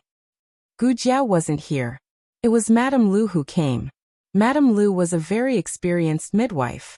When Marquis Gu asked Huang Zhong to find a midwife for Madame Yao, he had already inquired about this person. Marquis Gu was very fortunate to be able to invite her. However, Gu Yan and Xiao Heng hoped that Gu Jiao would come. However, if Madame Yao's condition allowed it, Madame Lu's medical skills were enough. Unfortunately, Madame Yao's condition wasn't good. "Did you make a mistake? My madam's pregnancy went very smoothly. She ate and slept as she pleased. She even walked with the wind. Her stomach wasn't big either. Everyone said that she had a good pregnancy." Madame Lu had been a midwife for many years. It wasn't uncommon for a midwife like Madame Yao to be unable to give birth after a successful pregnancy. A woman didn't just walk through the gates of hell on the day of giving birth. The entire pregnancy was full of unpredictable risks. However, the most risky pregnancy was the fetus. When it came to giving birth, both of them were at great risk. After all, if something happened to the mother, the child in the womb couldn't be saved. Madame Lu naturally wouldn't say anything discouraging in front of Madame Yao. She smiled and said, "Don't worry. It's just beginning.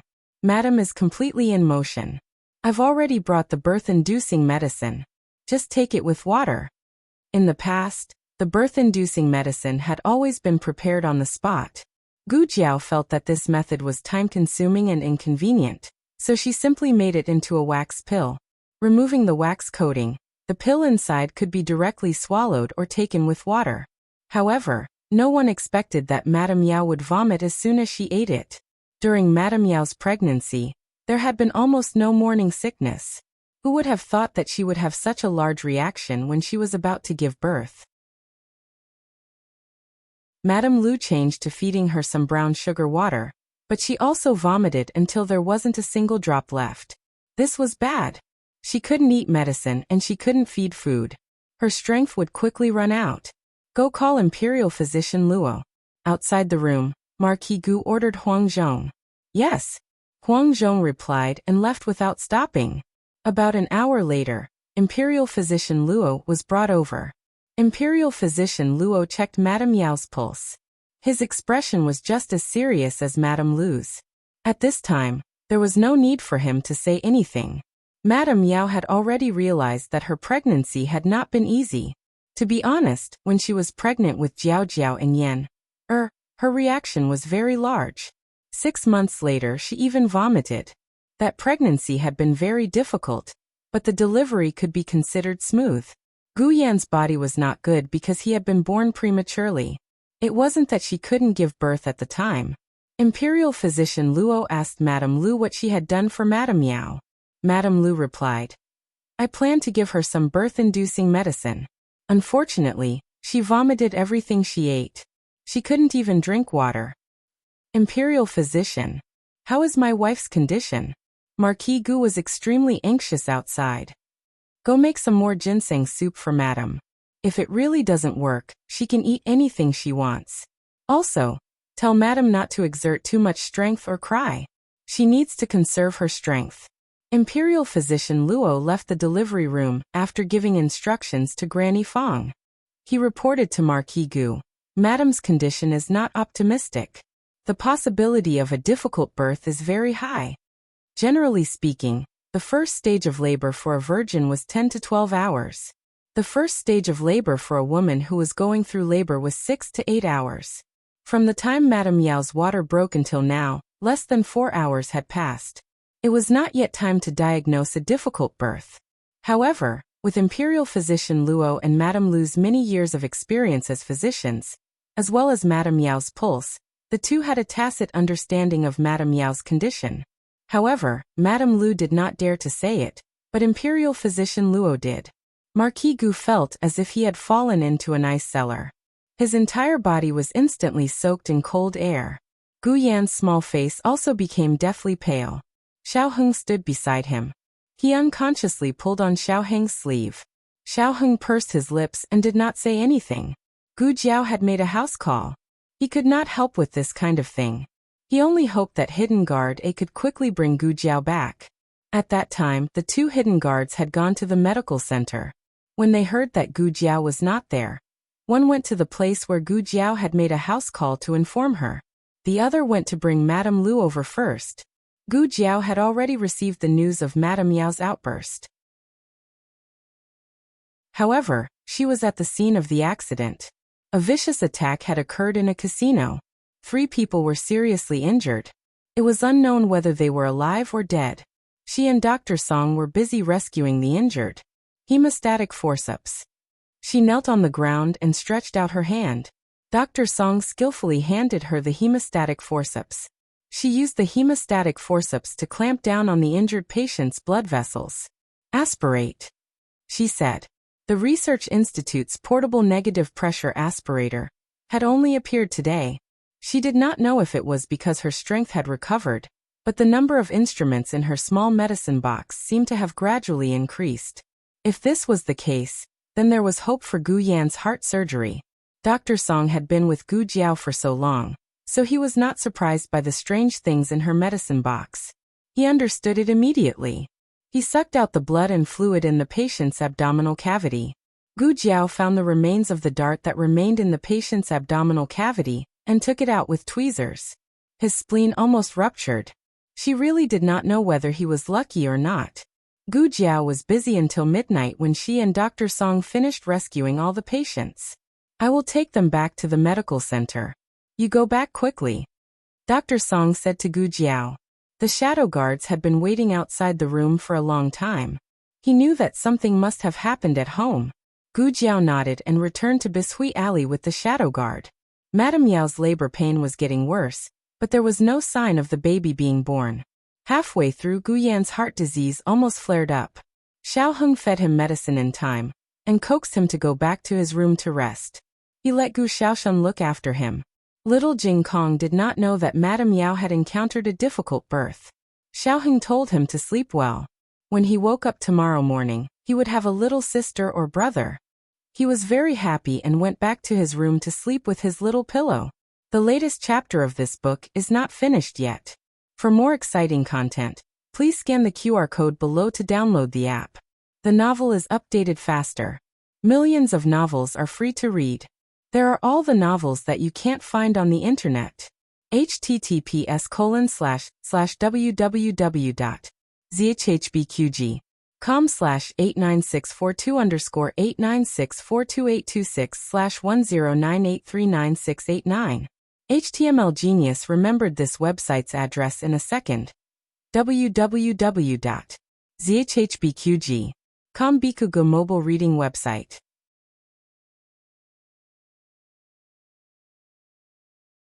Chapter 471. The latest chapter of this book is not finished yet. For more exciting content, please scan the QR code below to download the app. Novels are updated even faster. Millions of novels are free to read. There are all kinds of novels that can't be found online. Gu Jiao first discussed Madame Yao's situation with Imperial Physician Luo and Madame Lu in the central room. Nanny Fong was also there. She kept wiping her tears. Madame gave birth prematurely again. It's not considered prematurely, Gu Jiao said. It was considered prematurely born when it was less than 37 weeks. Madame Yao was already 38 weeks, so this fetus was full term. In fact, Madame Lu also said that it was normal to have an attack in this month. But Nanny Fong didn't dare to believe it. Only when Gu Jiao said the same thing did Nanny Fong feel slightly relieved. However, even full-term fetuses might not be able to be delivered smoothly. I'll go take a look first. Gu Jiao went into the delivery room. Only after she went in did Marquis Gu react. Was it that girl just now? Why did she come here to cause trouble at this time? As he spoke, he was about to go into the delivery room to pull Gu Jiao out, but he was stopped by Nanny Fong. Nanny Fong said, Marquis, don't cause trouble. Let eldest miss take a look at Madam. Me? Cause trouble? Marquis Gu pointed at himself. He seriously suspected that he had misheard. Wasn't that girl the one who caused trouble? No matter how insensible she was, she shouldn't have disturbed her mother at this time. Her mother was about to give birth. Jinyu was still the most sensible. Father. Speak of the devil. Gu Jinyu jumped down from the carriage, covered in dust. She almost didn't care about her bearing as a rich young lady, and ran towards Marquis Gu. Father. Nanny Fong. He came in front of the two and also greeted Nanny Fong. Nanny Fong politely and distantly bowed. Second Mississippi, Marquis Gu was burning with anxiety, so he didn't care that Nanny Fong's attitude towards Gu Jinyu was not as respectful as it was in the residence. Gu Jinyu also didn't seem to care. She looked at Marquis Gu and said, Father, I heard that mother is about to give birth. Why is it so fast? When Marquis Gu saw that Yao Shi had not given birth, he sent Huang Zhong back to the manor to bring a few stalks of superior ginseng and Ganoderma over. Coincidentally, Gu Jinyu saw them. Marquis Gu didn't have the time to ask her how she got the news. He said with a serious expression, Your mother had a difficult birth. What? Wasn't everything fine before? Why did you suddenly have a difficult labor? Gu Jinyu had visited Yao Shi a few times in the summer alley, and had a good understanding of Yao Shi's condition. Marquis Gu frowned. I knew it. This girl grew up in the countryside. How would she know how to take care of people? Gu Jinyu opened her mouth. Father, that's not what I meant. Don't blame elder sister. Nanny Fong said lightly. Second young miss is really good at taking care of people. Why don't I see second young miss coming to serve Madam tea every day? Gu Jinyu said in a low voice. I want to come too. I'm afraid elder sister won't be willing to see me. Senior servant Fong smiled faintly. Eldest miss isn't at home for 9 out of 10 days. Even if I wanted to see her, I wouldn't be able to. Gu Jinyu looked at Nanny Fong aggrievedly. Nanny, did Jinyu do something wrong that made Nanny unhappy? Nanny seems to only like elder sister and not me. This servant doesn't dare. Senior servant Fong bowed deeply. Marquis Gu looked impatiently at senior servant Fong. That's enough. Don't just stand here. Quickly go and pull that girl out. Without waiting for senior servant Fong to speak, Gu Jinyu said softly, Father, I'll go in and see mother. Marquis Gu agreed. I'll go ahead. Take good care of your mother. Jinyu was much more attentive than that girl. That girl was crude and only knew how to use her hands. How could she be half as considerate and gentle as Jinyu? Senior servant Fong was called by Yuya. She was not paying attention and Gu Jinyu went in. The room was filled with the strong smell of mugwort. Madame Lu had used mugwort to smoke Yaoshi's stomach to induce labor. Unfortunately, it was useless. Gu Jinyu felt uncomfortable choking on the mugwort and came to the bedside with a frown. Imperial physician Luo had already left. Madame Lu and Gu Jiao were guarding the bedside. Gu Jiao examined Yaoshi. Yaoshi's main problem was that her uterus was weak and her uterus could not open. This caused the fetus to be unable to enter the birth canal smoothly. Although Madame Lu had been comforting her, Yaoshi still felt extremely afraid. On one hand, she was afraid and on the other, she was enduring the torment of labor pain. Her face was pale and her body was soaked in sweat. This was the first time Gu Jinyu had seen Yaoshi in such a weak and sorry state. He was so frightened that he stopped in his tracks. Gu Jiao was using a stethoscope to listen to the child's heartbeat, and did not notice Gu Jinyu come in. She said to Yaoshi, "Don't worry. I'll give you an injection to induce labor first.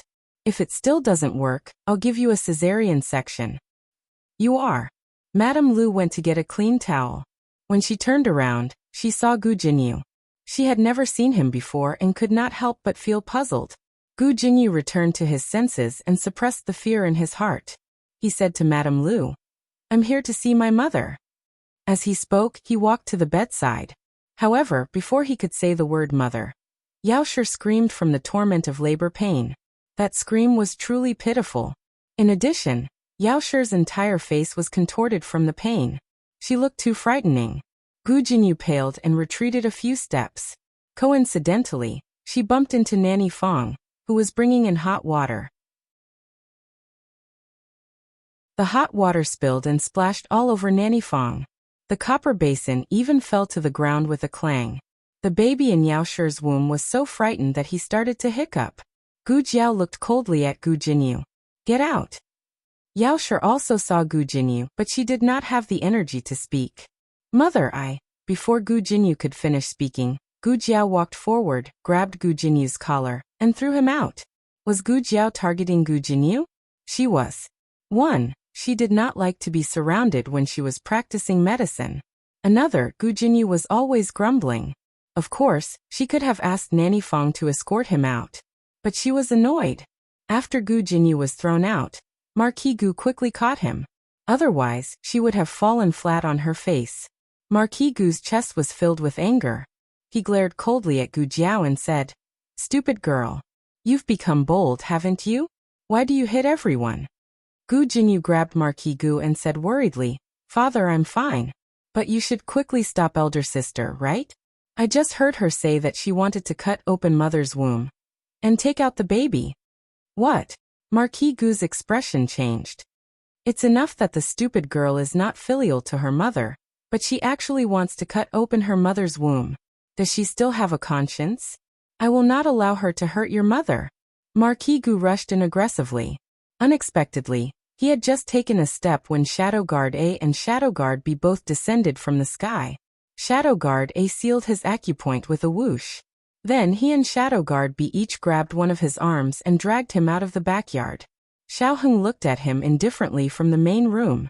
The moment he brushed past Xiaoheng, Marquis Gu understood everything. It was this brat who made them do it. This stupid brat, this stupid brat. "Let go of me." Whoosh. Shadow Guard B sealed his mute acupoint. "Marquis Gu. Do you still remember that you are the Marquis's household shadow guards?" The two shadow guards directly dragged Marquis Gu out of the yard. Huang Zhong skillfully took him from their hands and carried him onto the carriage. "Marquis Gu. Huang Zhong, won't you beat them up for me?" Huang Zhong rubbed his hands and said, "I'm a bit hungry. Marquis, I'll go make a bowl of noodles." "You're still in the mood to eat noodles? Can't you see that my acupoint has been sealed? You should at least take me with you." Huang Zhong decisively went nearby and made a bowl of hot and sour lamb noodles. He ate with great vigor. Gu Jiao hooked Yaoshi up with an intravenous drip and began to inject oxytocin into Yao Shi. Gu Jiao had indeed mentally prepared herself for Yao Shi's cesarean section, but the anesthetics and scalpel needed for the operation still did not appear in the medicine box. An hour later, Yao Shi's situation began to improve. The contractions became stronger, and she was able to eat. It seemed that she could try to give birth naturally.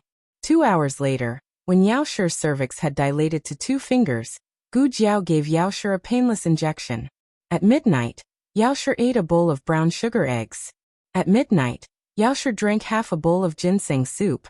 At midnight, Yao Shi could no longer eat anything. She tightly held onto Gu Jiao's hand like a drowning person holding onto a piece of driftwood. "Jiao Jiao, if something happens to me, nothing will happen to you. So don't make me choose to protect the child." At 5 o'clock, after a whole night of hard work, a loud cry finally came from the delivery room. Yao Shi's entire body was drained. It was as if she had just been fished out of water. There was not a single dry spot on her body. Hearing the child's cries, she was so emotional that tears began to fall. "Don't be emotional. There's still the placenta," Gu Jiao said. Yao Shi nodded with tears in her eyes and cooperated until the delivery was complete. After Gu Jiao finished the last stitch, she took off her gloves and washed her hands with disinfectant. Like a doctor, she touched Yao Shi's forehead. "You're very brave." This was a habit from her previous life. She would praise a patient who cooperated well. Her words did not have much warmth, and her expression was too calm, but every patient that she touched would feel a wave of warmth and excitement. Yao Shi was no exception. However, while Yao Shi was happy and excited, she suddenly felt that this daughter of hers was a bit unfamiliar. It was so unfamiliar that it was as if she had become another person, a powerful existence that could cause others to feel fear. In truth, this was because Yao Shi had never seen Gu Jiao perform surgery. When Gu Jiao put down the scalpel, she was a very obedient Jiao Jiao. When she picked up the scalpel, she became the king of hell. The king of hell picked up the crying baby and calmly looked at this little life that had been brought into the world by the king of hell. "Hello, little brother. Welcome to the human world." The newest chapter of this book is not finished yet. For more exciting content, please scan the QR code below to download the app. Novels are updated even faster. Millions of novels are free to read. Novels with content that cannot be found online are all available here. https://www.zhbqg.com/89642_896428226/10981717. HTML Genius 1 second. Remember this website. www.zhbqg.com Bikugo mobile reading website.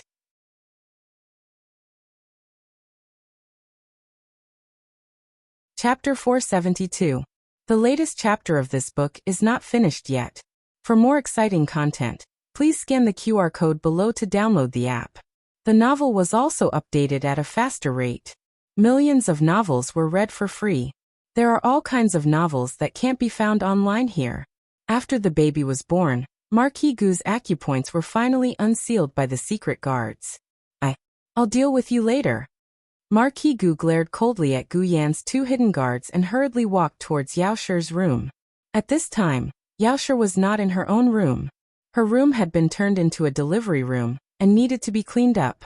She was resting in Gu Jiao's east room. She collapsed from exhaustion and fell into a deep sleep. Madame Lu had returned to the medical center, and Nanny Fong was bathing the little fellow. "Where's Madame?" Marquis Gu looked at Yuya, who was tidying up the room, and asked. "In the east room," Yuya said. Marquis Gu hurriedly rushed to the east room. The little fellow had already finished bathing and was now obediently wrapped in swaddling clothes by Nanny Fong. Marquis Gu looked at the little guy, and his heart skipped a beat. However, the first person he asked was Yao Shi. "Where is Madame?" Nanny Fong moved to the side with the little fellow in her arms, revealing the bed behind her. She said softly, "Madame is resting." "How is she?" Marquis Gu worriedly asked. As he spoke, he arrived at the bedside and tightly held Yao Shi's hand. "Is Madame all right?" Nanny Fong sighed. Although the Marquis was a little muddle-headed, he treated the Madame well. she said. The madam is fine. Marquis, do you want to see the child? Hearing that Madame Yao was fine, Marquis Gu's anxious heart finally settled down. His gaze fell on the swaddling clothes in Nanny Fong's arms, and he couldn't hide his excitement as he asked, "Is it a son or a daughter?" Nanny Fong smiled and said, "Congratulations, Marquis. It's a young master." Gu Jiao sorted out all the medical supplies. She destroyed those that could be destroyed and buried those that could not be destroyed. Then she checked the small medicine box. The medicine box didn't seem to be as broken as it was when he first arrived. While she was recovering her strength, the medicine box seemed to be slowly recovering as well. Gu Jiao had actually guessed that the medicine box might not be a product of the three-dimensional space. It came from a higher dimension. Otherwise, there was no way to explain why it followed her. It might even have brought her brainwaves here. She saw it as three-dimensional because she was a person from a three-dimensional space. She could only see this dimension. But maybe the medicine box was not what she saw. Maybe there was a wall on its left, or maybe there was a cabinet on its right, but because of the different dimensions, she could neither see nor touch it. Gu Jiao tapped on the medicine box.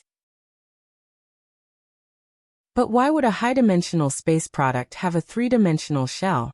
Are you also a defective product? Were you exiled to our time and space by your master? A gentle breeze blew, and the medicine box was as quiet as a chicken. Gu Jiao tidied everything up. The sky was a little white, and the courtyard, which had been busy all night, fell into a temporary silence. Gu Jiao was a little sleepy, but she couldn't fall asleep. She went to sit on the swing in the front yard. Not long after she sat down, Xiaoheng came over with his cane. "Are you up or not?" Gu Jiao looked at him and asked. The next second, she realized that her words were unnecessary. He didn't even change his clothes. He obviously didn't sleep all night. Xiaoheng sat down beside her and handed her a small yellow orange, saying, "Congratulations, Dr. Gu, on becoming an older sister." Gu Jiao peeled the orange and put half of it in his palm. "Congratulations to Lord Xiao for becoming a brother-in-law." Both of them laughed. The exhaustion of the night seemed to dissipate in each other's laughter. Gu Jiao divided the orange evenly. Each of them had 6 pieces. The two of them ate the orange in their hands. When Gu Jiao had the last piece left, she didn't eat it. Instead, she put it in Xiaoheng's palm. "Also, congratulations to Lord Xiao for your promotion." Xiaoheng raised his eyebrows. "Ah, my promotion gift is a piece of orange," Gu Jiao said. "Then as a sister, my gift is also a piece of orange." Xiaoheng said again, "As a brother-in-law, my gift is half a piece of orange." Gu Jiao. Why did she have to compete with a scholar? Xiaoheng laughed softly. He looked at the piece of orange in his palm, which had even been peeled clean. He was a little reluctant to eat it. How about? He had just opened his mouth when he felt his right shoulder sink. Gu Jiao had fallen asleep on his shoulder. The golden morning light tore through the darkness and stepped through the clouds. It gently scattered in the quiet courtyard. Xiaoheng ate the last piece of orange and raised his hand to block the light in front of her eyes. "Son-in-law me." Yuya walked out of the central room with small steps. She wanted to call the two of them to eat something, but she saw Xiaoheng put his index finger on her lips and shushed her softly. Yuya quickly covered her mouth. Xiaoheng kept raising his hand to block the glaring light for her, until his arm became numb.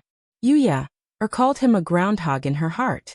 "Ah, son-in-law is a peerless good man. He's too gentle.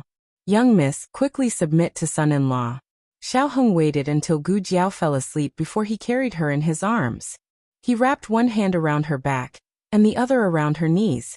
He carried her horizontally and walked towards the west room. Little Jing Kong had already woken up. He went to look for his younger brothers and sisters. Xiaoheng placed Gu Jiao on his bed. Although they had slept together a long time ago, this was the first time she slept in his room. This feeling was very novel and made him inexplicably excited. His movements were very gentle, as if she was a fragile treasure. Little Jing Kong came back after visiting his younger brother. He was a little disappointed. His younger brother only knew how to sleep. It was not fun at all. When he came to the bed, he found Gu Jiao sleeping on his and his bad brother-in-law's bed.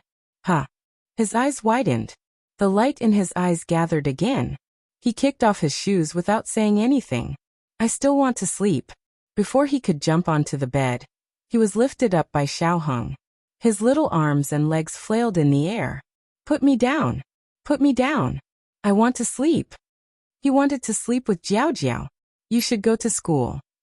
Xiaoheng dragged him out without hesitation. Little Jing Kong went crazy. Why did a child have to go to school? Although Xiaoheng didn't sleep the whole night, he still went to the Hanlin Academy. After all, he had just been promoted yesterday. It was unreasonable to ask for leave today. Besides, he wasn't very tired and could still hold on. I'll send you. Lu Quan said. You should at least take a nap in the carriage. Xiaoheng didn't refuse. It was still early, so Lu Quan drove the carriage very slowly.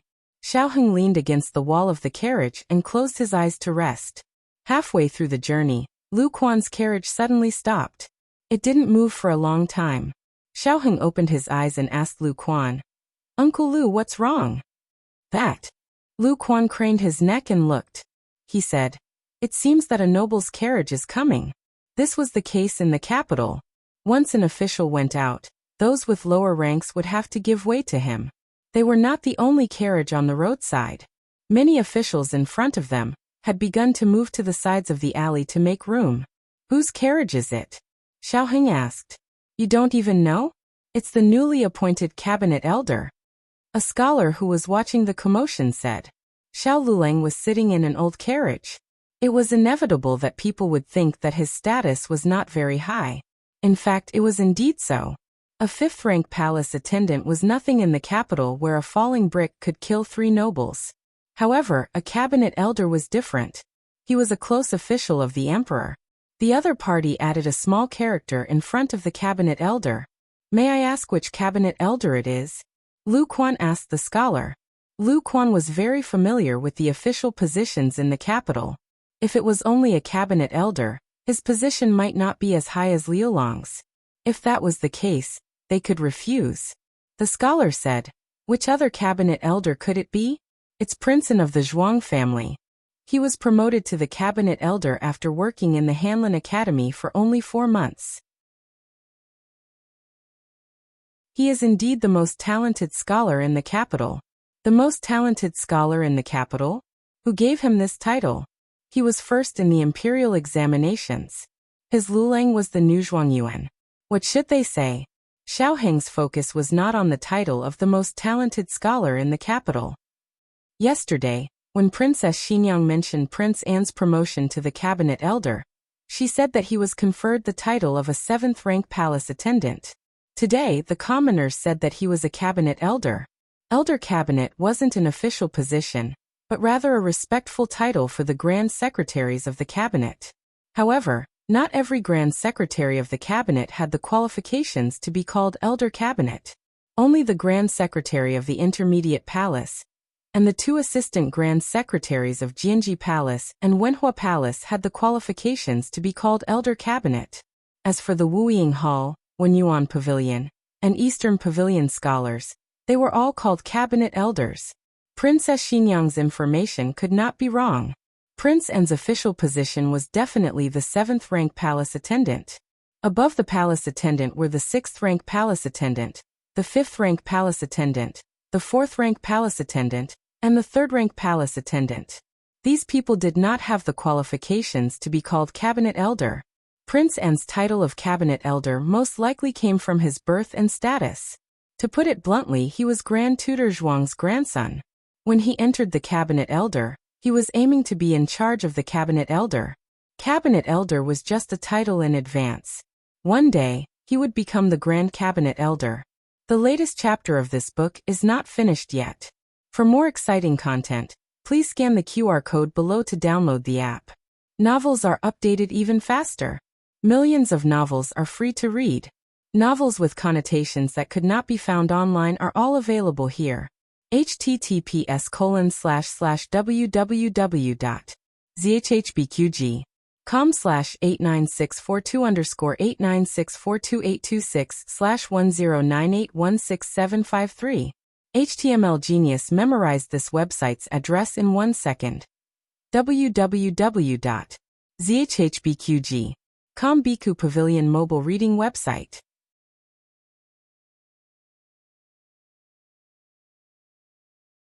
Chapter 473. The latest chapter of this book is not finished yet. For more exciting content, please scan the QR code below to download the app. Novels are updated even faster. Millions of novels are free to read. Novels with connotations that can't be found online are all here. Lu Quan looked back at Xiao Heng and asked, "Lulang, should we move aside?" In terms of official position, Xiao Heng was now a fifth-rank attendant, but the other party was Royal Princeton. They couldn't afford to offend him. "No," Xiao Heng said. "If anyone should move aside, it should be him moving aside." Ha, what a big tone. Royal Prince Anne's carriage came to the opposite side of Xiao Heng's carriage. The voice that came from inside wasn't Royal Prince Anne's, but rather Grand Tutor Zhuang's. Someone in the crowd recognized his voice and shouted, "It's the Grand Tutor."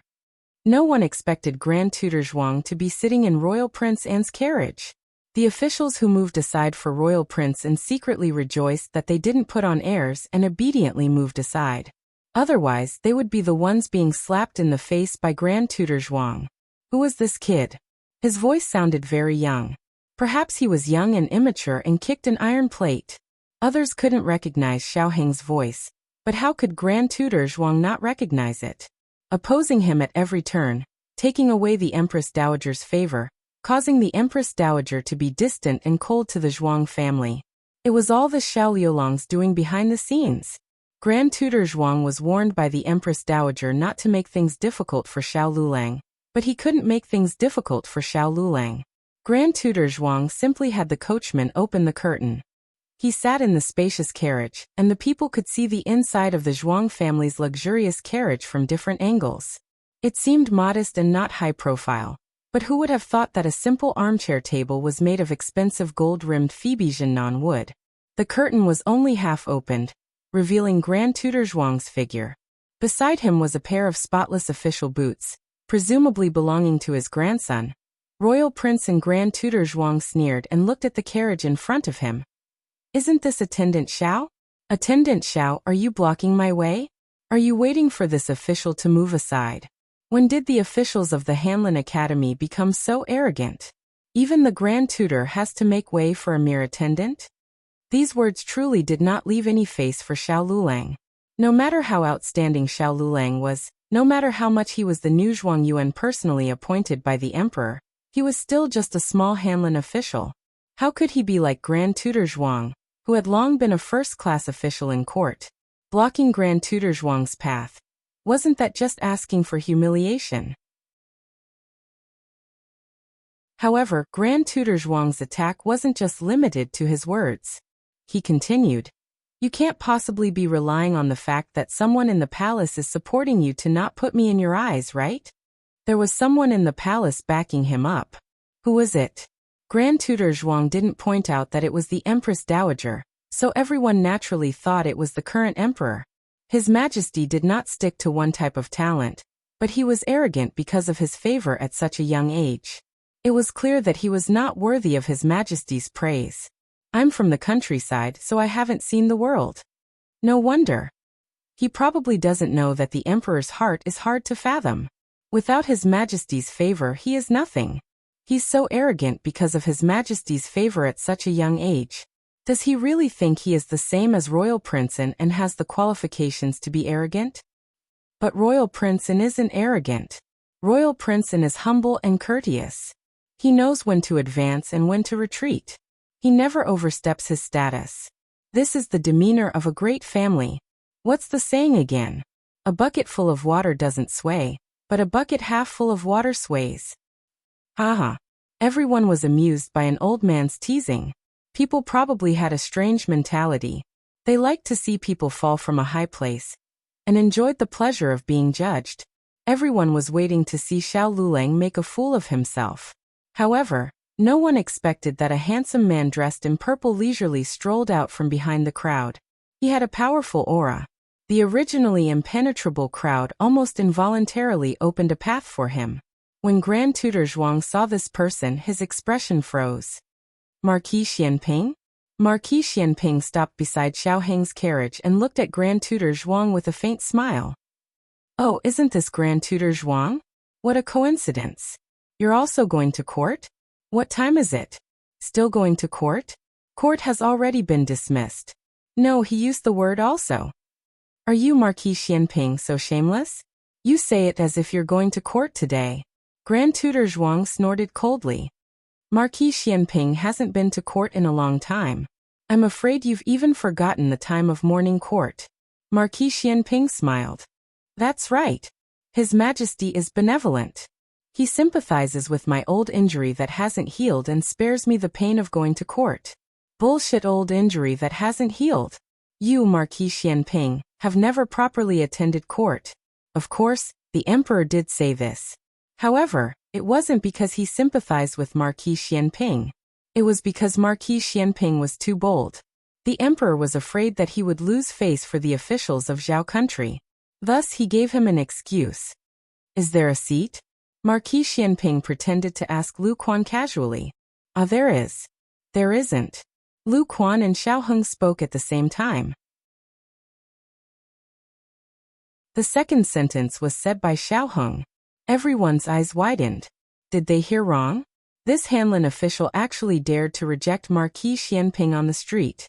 He probably wants to beat Marquis Xianping to death. Grand Tutor Zhuang also chuckled. There is okay. Marquis Xianping directly ignored Xiao Heng's rejection. He smiled and sat in Xiao Heng's carriage. His movements were natural and smooth. Xiao Heng. Grand Tutor Zhuang. Everyone. After he sat down, he acted as if he didn't know that Xiao Heng's carriage was blocking Grand Tutor Zhuang's path. In terms of official position, he was a first-rank martial marquis. Grand Tutor Zhuang was one of the 3 dukes, and was also a first-rank official. In terms of status, he was the current imperial uncle. Grand Tutor Zhuang was the previous imperial uncle. In terms of power, he held military power.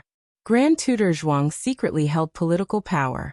In terms of family background, the Xiao family was not as deep as the Zhuang family. However, Marquis Xianping also had another identity. He was the emperor's son-in-law. A powerful emperor's son-in-law. Since ancient times, those who married a princess were not allowed to enter the imperial court as an official. Marquis Xianping was the first. Marquis Xianping didn't care about the comments of others. He sat down casually and calmly looked at Grand Tutor Zhuang. His eyes were just short of saying, I won't make way for you. If worse comes to worst, I won't leave. Marquis Xianping was so arrogant. So shameless. Grand Tutor Zhuang was so angry that his teeth itched. Marquis Xianping lazily leaned against the wall of the carriage and raised his eyebrows. This marquis isn't worried about being late. I wonder if Grand Tutor Zhuang and your grandson aren't worried about being late? What kind of joke was this? How could Royal Prince be late on his first day in the imperial court? Grand Tutor Zhuang was so angry that his head hurt. Marquis Xianping wasn't here to jinx him. How could there be someone as shameless as Marquis Xianping in this world? However, his anger didn't last long. He thought of something and his expression relaxed. If we're late, wouldn't Attendant Xiao be late? If he remembered correctly, this was also Xiao Liulong's first day of promotion. Didn't you, Marquis Xianping, want to stand up for Xiao Luleng? Fine, you cause him to be late and get a demerit. Let's see if he still appreciates your kindness. Marquis Xianping's handsome face darkened. Fuck. I forgot about this. He narrowed his eyes and looked at old Fox Zhuang, then looked at the expressionless Xiao Heng. He leaned over and said softly as if he was coaxing a child. Don't worry, I won't let you be late. After saying this, he straightened his body. His voice was cold as he said faintly, Changjing, move the obstacles away. Changjing flashed to the front of the Zhuang family's carriage. Before the Zhuang family's guards could react, Changjing had already lifted the entire carriage. Put it down gently. It's polite. Marquis Xianping reminded. Oh, Changjing really gently put the carriage to the side. Grand Tutor Zhuang almost exploded in anger and cursed in his heart. King moved my carriage in the middle of the street, and you still have manners. Where did you get the face to say such words? Grand Tutor Zhuang was so angry that his entire body trembled. Marquis Xianping. Don't go too far. If the news of Marquis Xianping's subordinates moving his carriage in the middle of the street spread, where would he put his face? Where would the Zhuang family put their face? Marquis Xianping was about to leave when Grand Tutor Zhuang suddenly shouted. He lifted the curtain and motioned for Lu Quan to stop the carriage. Lu Quan didn't dare to disobey and obediently stopped the carriage. Marquis Xianping casually walked down the carriage and came to Grand Tutor Zhuang's carriage. Royal Prince and suddenly had an ominous premonition. He was about to dissuade his grandfather, but it was too late. Marquis Xianping directly shattered the carriage. The walls of the carriage cracked and fell to the ground. Royal Prince and Grand Tutor Zhuang were exposed in front of everyone without any warning. The carriage was destroyed and only a bench was left. The two sat on the bench as if they were suddenly stripped naked. They were so embarrassed that their faces turned red. Marquis Xianping looked at Grand Tutor Zhuang and arrogantly curled his lips. This is going too far. Grand Tutor Zhuang. The latest chapter of this book is not finished yet. For more exciting content, please scan the QR code below to download the app. Novels are updated even faster. Millions of novels are free to read. Novels with connotations that can't be found online are all available here. https://www.zhbqg.com/89642_8964286/1098159447. HTML Genius memorized this website's address in 1 second. www.zhbqg.com Bikugo mobile reading website.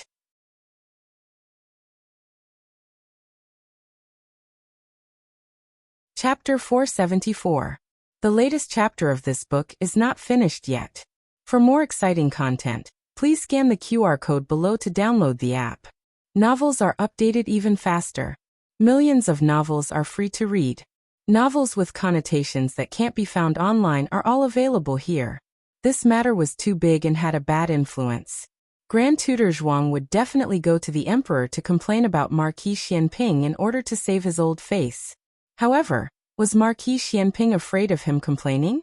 There were mountains of complaints about Marquis Xianping in the imperial study. His shameless actions were too numerous to count. He didn't commit murder or arson, so he couldn't be punished severely. However, he did disgusting things one after another. He could make people angry to the point that one Buddha was born and 2 Buddhas ascended to heaven. However, these things didn't warrant death. At most, he would be beaten 100 times. After the beating, he would be a good man again. Marquis Xianping sat in Xiao Heng's carriage and left, leaving Grand Tutor Zhuang and his grandson as the laughingstock on the street. He originally wanted to give Xiao Luleng a show of strength, but unexpectedly, Marquis Xianping showed his strength instead. Grand Tutor Zhuang had never been so humiliated in his life. The Zhuang family and Marquis Xianping's food didn't get along for a day or two. It was normal to have a falling out, but it was rare to see a falling out like this. Was this falling out? This was King tearing up his pants. Royal Princeton was really wronged. Today's matter wasn't his idea. Although he did feel a bit superior, he was implicated by Grand Tutor Zhuang. His glory of entering the cabinet was completely destroyed by Marquis Xianping's show of strength. Today's humiliation would probably become his dark history for the rest of his life. Marquis Xianping sent Xiao Heng to Hanlin Academy. Along the way, Marquis Xianping wanted to talk to his son shamelessly countless times. However, Xiao Heng said, "I didn't sleep last night." And Marquis Xianping shut up. Marquis Xianping held it in all the way until Xiao Heng opened his eyes and planned to get off the carriage. Only then did he ask, "What did you do? Didn't sleep all night?" "Something happened," Xiao Heng said. "Marquis Xianping, how can I not know you have something to do? What is it? Tell me." He couldn't get angry with his son. The more he bullied Grand Tutor Zhuang, the more miserable he felt when being bullied by his son. Before Xiao Heng's accident, Marquis Xianping held the absolute dominant position in the relationship between father and son. For years later, the positions of the two had changed. "Why don't I apply for leave for you?" Marquis Xianping said. "No need." Xiao Heng calmly got off the carriage. Marquis Xianping followed. He had never compared his son's height in the past, But today, he suddenly looked at his son's head and realized that his son was too tall, almost taller than him. He was a military general. Since he was young, he had been rolling and crawling in the mud, so it was natural for him to grow taller. This brat did not do anything, nor did he see him run or jump, so how did he grow so fast? Seeing that Xiaoheng was about to enter Hanlin Academy, Marquis Xianpingho's sharp eyes noticed that his walking posture was very strange. He was someone who had survived the battlefield. Other than his face, there was not a single part of his body that was intact. He had probably suffered more injuries than Xiaoheng had fallen. How could they not see that his lame leg was different from before? He asked, "Your leg is better?" Xiaoheng's steps paused. "It's really better?" Marquis Xianping looked at him in surprise. Xiaoheng still did not intend to pay attention to him. Marquis Xianping sighed. "Do you hate me that much? Are you blaming me for not being able to save you from the fire, because I was too busy investigating the case? Or are you blaming me for not being able to detect the existence of that group of people earlier, causing you to be forced to conceal your identity and go far away?" A straight man would never be able to find the main point when it came to admitting his mistake. He was so angry that he could dig out a vegetable garden with his toes. Xiaoheng's face was cold as he entered Hanlin Academy without looking back. Marquis Xianping was confused. Why was he angry again? Changjing drove the carriage to the vicinity. Marquis Xianping sighed as he got into the carriage. He leaned against the wall of the carriage and said helplessly, "Changjing, I'm too pitiful. Xiaoheng doesn't recognize me. I'm going to become a lonely old man." Marquis Xianping's original intention was to quickly say, "You're not old. You're in the prime of your life. You can still be beautiful for 20 more years." Unexpectedly, Changjing fell into deep thought. After a while, Changjing said seriously, "It's fine. If you die, I'll throw a basin for you." Marquis Xianping. After Gu Jiao's intensive medical practice for a day and a night, she was carried to the west room by Xiaoheng and fell asleep. Perhaps it was because she did not recognize the bed, or perhaps it was because this bed had a scent that she liked and felt at ease. She slept until the afternoon. Just before she was about to wake up, she had a dream. She dreamt of a boundless sea. On the sea, there was a battlefield. Marquis Xianping was on a battleship that was riddled with holes. He held a long sword in his hand and wore black iron armor. He was fighting on the deck that was filled with blood. In front of him was an island. Behind him was a city. Gu Jiao had never been to the city, but in her dream, she could call out the name of the city. Nanhai City, a small city in the southernmost part of the Zhao Kingdom. As for the island, it was originally part of Nanhai City. However, it had been invaded by pirates on the sea. Marquis Xianping's goal was to wipe out the pirates and take back the island. This pirate incident was not simple. Just as Marquis Xianping was going south to suppress the pirates, bad news came from the frontier fortress of the Zhao Kingdom. The remnants of the previous dynasty colluded with the Qin Kingdom. Tang Yueshan's army was defeated and Princess Ning was captured. In order to save Princess Ning, the old marquis went into danger alone. Unfortunately, he fell into the trap of the remnants of the previous dynasty. The frontier fortress lost 3 cities in a row. The emperor was furious. He immediately summoned Gu Changqing, who was far away near Fengdu Mountain, back to the court. He ordered him to reorganize the Gu army and go north to attack the enemy. Unexpectedly, before the army set out, news came from the frontier fortress that Gu Qingfeng and the old marquis had both died. It turned out that after Gu Qingfeng learned that his grandfather had been captured, he quietly left the capital and went to the frontier fortress alone to save his grandfather. He was a flying frost. Logically speaking, it should be easy for him to steal someone from the enemy camp. However, something went wrong midway. He was discovered by the remnants of the previous dynasty and shot to death. The enemy cut off his head and hung it on the city wall with the old marquis's head. This was a premeditated trap. The frontier fortress was cold. The 2 heads hung on the city wall for a whole month without any signs of decay. The old marquis watched as his grandson was shot to death in front of him. He died with his eyes wide open. His pair of frozen red eyes were filled with anger and despair. Although Gu Changqing had mentally prepared himself on the way here, seeing this scene with his own eyes, Seeing his younger brother and grandfather's heads hung on the wall still made his blood boil. He spat out a mouthful of blood in front of everyone. Gu Chongqing finally took back the frontier fortress, killed the remnants of the previous dynasty, and also annihilated the Chen army. However, the price was his legs and the 100,000 soldiers of the Gu army. 80,000 of them were not allowed to return. The heroic young men were stationed at the frontier. Because of this overly tragic dream, Gu Jiao did not immediately realize that she was sleeping on Xiao Heng's bed when she woke up. She sat at the head of the bed in a daze for a while, and the little strand of hair on her head stood up again. The events in the dream happened half a year later. However, with the precedent of the Twin Blades sect capturing Xiaoheng, Gu Jiao did not dare to guarantee that the events in her dream would not happen earlier. Why would it happen earlier? She did not know. Sometimes, she felt that her dreams were precognitive. However, recently, she suddenly had a misconception, as if they had happened before. She had experienced them, but she had forgotten them. This conjecture was very bold, and could even be called absurd. That was why she said that it might just be her misconception. She suddenly thought of that transmigrator from the Yin Kingdom. She wondered if he or she had experienced the same thing as her. It would be great if she could ask him in person. Forget it. Now was not the time to think about this. It was better to think about what happened in the dream.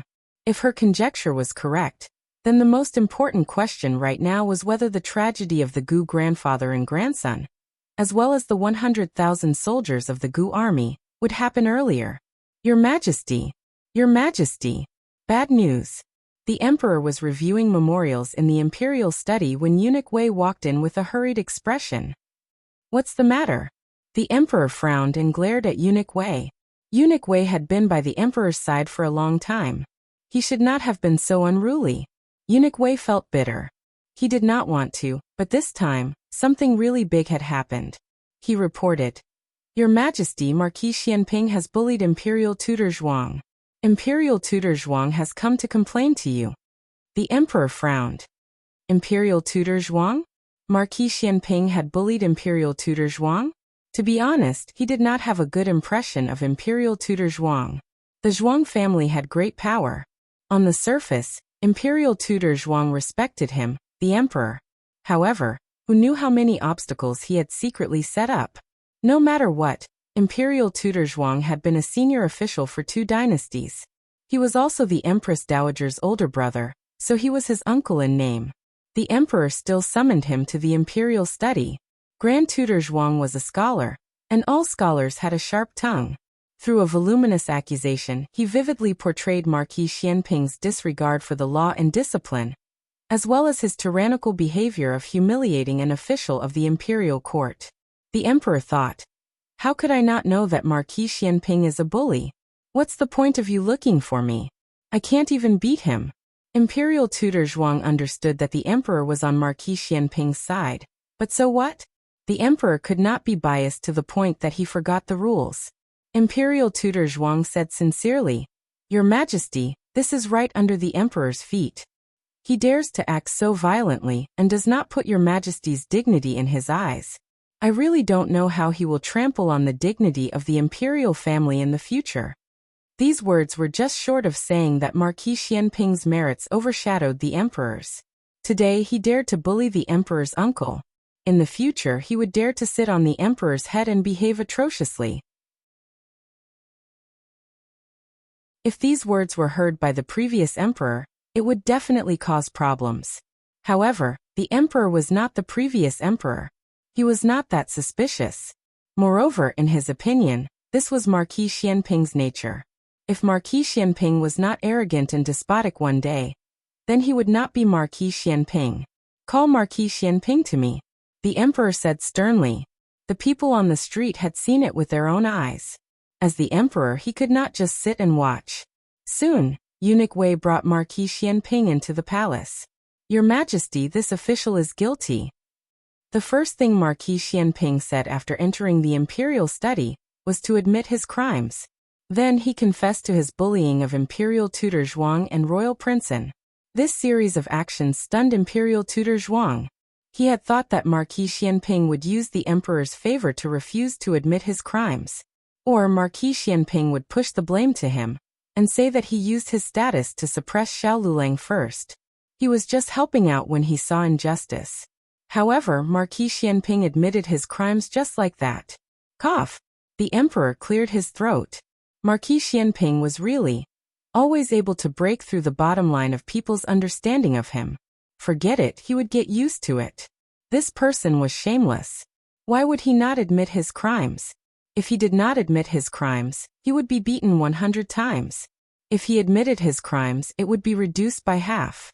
The emperor had long given up on treating Marquis Xianping. In the early years, he had thought that this person was an official of the imperial court that he regarded highly. His every word and action was related to the reputation of the imperial court, and also related to his face as the emperor. However, gradually, the people scolded Marquis Xianping only for himself, and did not rise to the imperial court. The emperor was too lazy to find trouble for himself. The emperor looked at Marquis Xianping and said seriously, "Seeing that you have a good attitude and actively admitted your crimes, I will punish you 50 times. In addition, your salary will be deducted for half a year." Marquis Xianping's face darkened. He could punish him with the plank, but he could not punish him with a salary penalty. Grand Tutor Zhuang was also not satisfied with this result. Their Zhuang family's face had been rubbed against by Marquis Xianping, but in the end, the emperor only punished him with a small salary penalty and a few planks. Marquis Xianping's family was extremely wealthy. What was half a year's salary to them? As for the planks, he was a martial artist. Hitting him with the plank was no different from tickling him. Grand Tutor Zhuang was so angry that his face was ashen. He clenched his fists so hard that they made cracking sounds. Marquis Xianping calmly walked out and glanced at Grand Tutor Zhuang. He clicked his tongue and sighed. "How old are you? Haven't you weaned? You still want to complain?" Grand Tutor Zhuang. The latest chapter of this book is not finished yet. For more exciting content, please scan the QR code below to download the app. Novels are also updated at a faster rate. Millions of novels are free to read. Novels with connotations that can't be found online are all available here. https://www.zhbqg.com/89642_89642826/1097927110. HTML Genius memorized this website's address in 1 second. www.zhbqg.com Bikugo mobile reading website.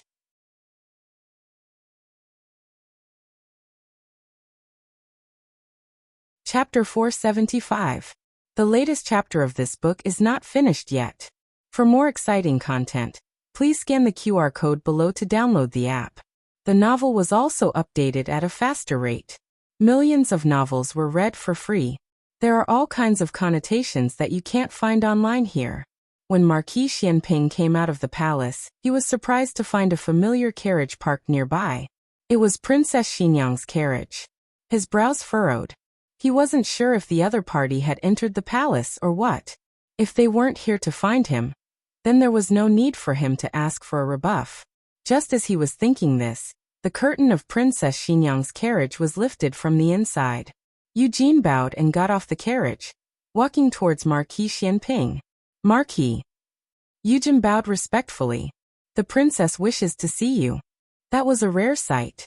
After being married for so many years, the number of days that Princess Xinyang came to see him could be counted on one hand.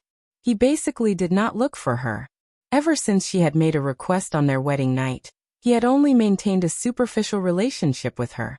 Marquis Xianping pondered for a moment, but still boarded Princess Xinyang's carriage. Marquis Xianping's carriage was also extremely luxurious, but the details were not as exquisite as Princess Xinyang's carriage.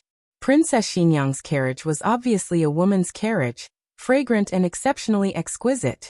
If it was 20 years ago, Marquis Xianping would not be able to find a place to stay. Now he was no longer the boorish fellow he used to be. He was also quite particular, elegant, calm and refined. Well, at least on the surface. Marquis Xianping sat down on the bench next to Princess Xinyang. He raised his eyes and glanced at her, asking, "Is something the matter?" The Duke of Xinyang opened his mouth, a trace of hesitation passing through his brows. Marquis Xianping did not rush her. He casually picked up an orange and played with it in his hand. After a while, Princess Xinyang finally opened her mouth. "When did you know that there was a problem with the dragon shadow guard by my side? You came looking for me just to ask this? Answer me." "Not long after Xiaoqing's accident," Marquis Xianping said honestly. "Did you find something?" "No. On the contrary, I didn't find anything. That's why I found it strange. Your dragon shadow guard has always been in the shadows, but you already knew." "Yes." Xian Pingho did not deny it. From the first day Princess Xinyang married into the mansion, he had sensed several unusual auras in the dark. He had once felt a similar aura from the dragon shadow guard by the Emperor's side, so he guessed that she also had a dragon shadow guard by her side. But their identities were confirmed on the night of Xiaoqing's accident. When he found out that the two children were poisoned, he immediately went to find the antidote. At that time, the Emperor had an antidote pill from the Yan Kingdom, which was said to be able to cure hundreds of poisons. Unfortunately, there was only one. Xiao Heng's mother did not hesitate to kidnap Xiaoqing in order to let him get the antidote. But when she was capturing Xiaoqing, she almost entered Princess Xinyang's room by mistake. At that time, a dragon shadow guard appeared and fought with her. "At that time Princess Xinyang's voice interrupted Marquis Xianping's thoughts, but she seemed to be hesitant. Marquis Xianping weighed the orange in his hand and said, "If you want to ask, just ask. You don't have to consider whether I want to answer or not. If I don't want to answer, I will tell you directly." Princess Xinyang said, "After you confirmed that the dragon shadow guard was the one who killed Xiaoqing, did you think about revenge?" Marquis Xianping faintly twitched his lips. "Would you believe me if I said I didn't?" Princess Xinyang pursed her lips. "Then why didn't you take revenge?" Marquis Xianping said seriously. "First of all, they were only executioners.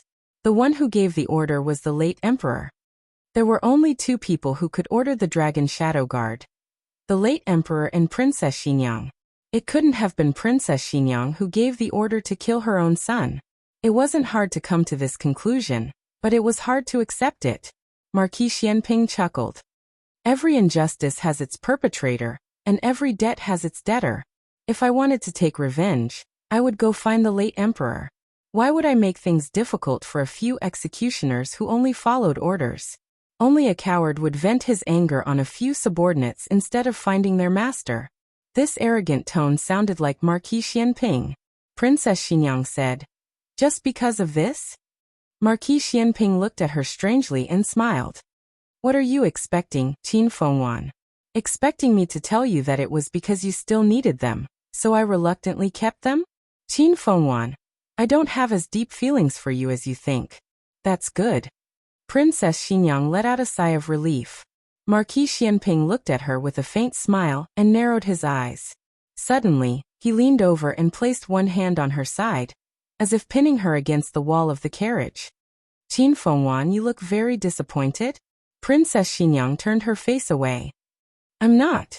Marquis Xianping smiled carelessly, with a hint of coldness and mockery. "It's too late to be disappointed. You were the one who rejected this marquis. Now even if you put down your status to beg this marquis will not be tempted by you." After saying this, he coldly returned to his original seat. "Then have you ever been tempted by me?" Princess Xinyang asked. Marquis Xianping's smile froze. "No," he said. "It's best if you haven't," Princess Xinyang said. "Don't like me. I won't like you." Marquis Xianping's expression turned cold. "Qin Fengwan, am I that bad?" Princess Xinyang lowered her eyes and tightly gripped her handkerchief under her wide sleeves. "It's not your problem. It's mine. I can't like any man." Marquis Xianping got off the carriage with a cold expression. Only when he was far away did Eugene get into the carriage. It was extremely difficult for Princess Xinyang to be alone with a man in this cramped space, even if this person was her husband of many years. She hid it very well on the surface, but the handkerchief in her hands had already been poked with several holes by her. "Princess, are you okay?" Eugene asked with concern. Princess Xinyang's face was smeared with a thick layer of makeup to cover her pale face. Otherwise, she would have been exposed long ago. "I'm fine." She took a deep breath. Although she said she was fine, her body began to tremble slightly. Eugene had always known that the princess had an unspeakable problem. She couldn't have normal contact with men, especially in cramped spaces. At her worst, she would suffocate.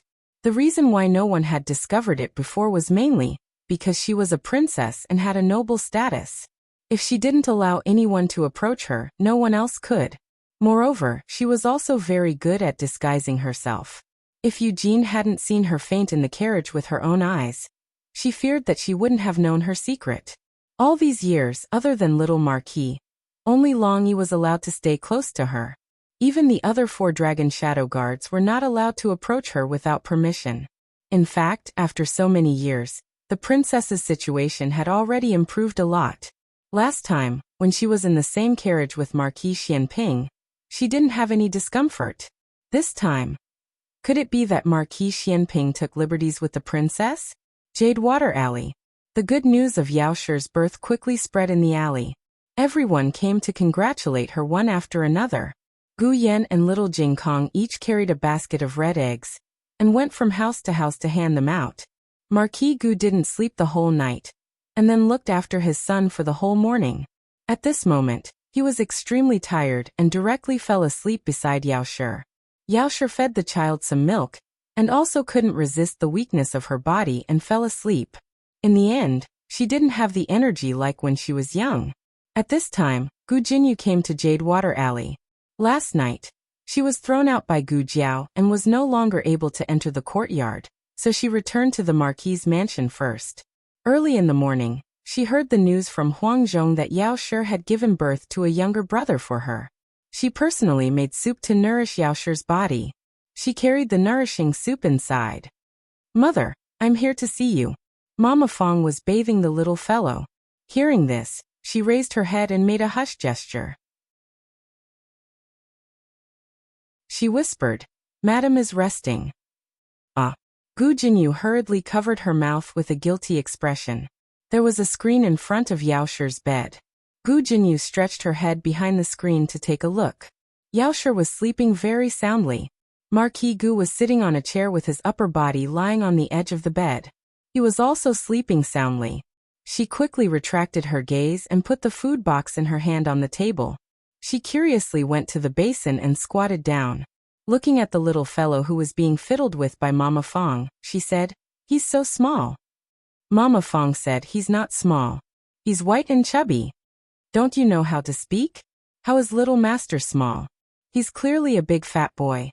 After Mama Fong finished bathing little master, she wiped him dry with a soft towel, put on some small clothes, and wrapped him in swaddling clothes. He didn't cry or make a fuss during the entire process. He was very obedient. Gu Jinyu widened her eyes and asked, "Mama, can I hold little brother?" "Do you know how to hold him?" Mama Fong asked. Gu Jinyu nodded. "I do. I've held little cousin of the Ling family many times." Mama Fong hesitated for a moment, then carefully handed the child to her. Gu Jinyu gently took the child and smiled as she looked at the little fellow in swaddling clothes. At this moment, something incredible happened. The little fellow, who didn't even cry when bathing or changing diapers, suddenly cried at the top of his lungs. The latest chapter of this book is not finished yet. For more exciting content, please scan the QR code below to download the app. The novel will be updated even faster. Millions of novels will be read for free. All the novels that can't be found online are available here. https://www.zhbqg.com/89642_8964286/1097912332. HTML Genius memorized this website's address in 1 second. www.zhbqg.com Bikuj mobile reading website.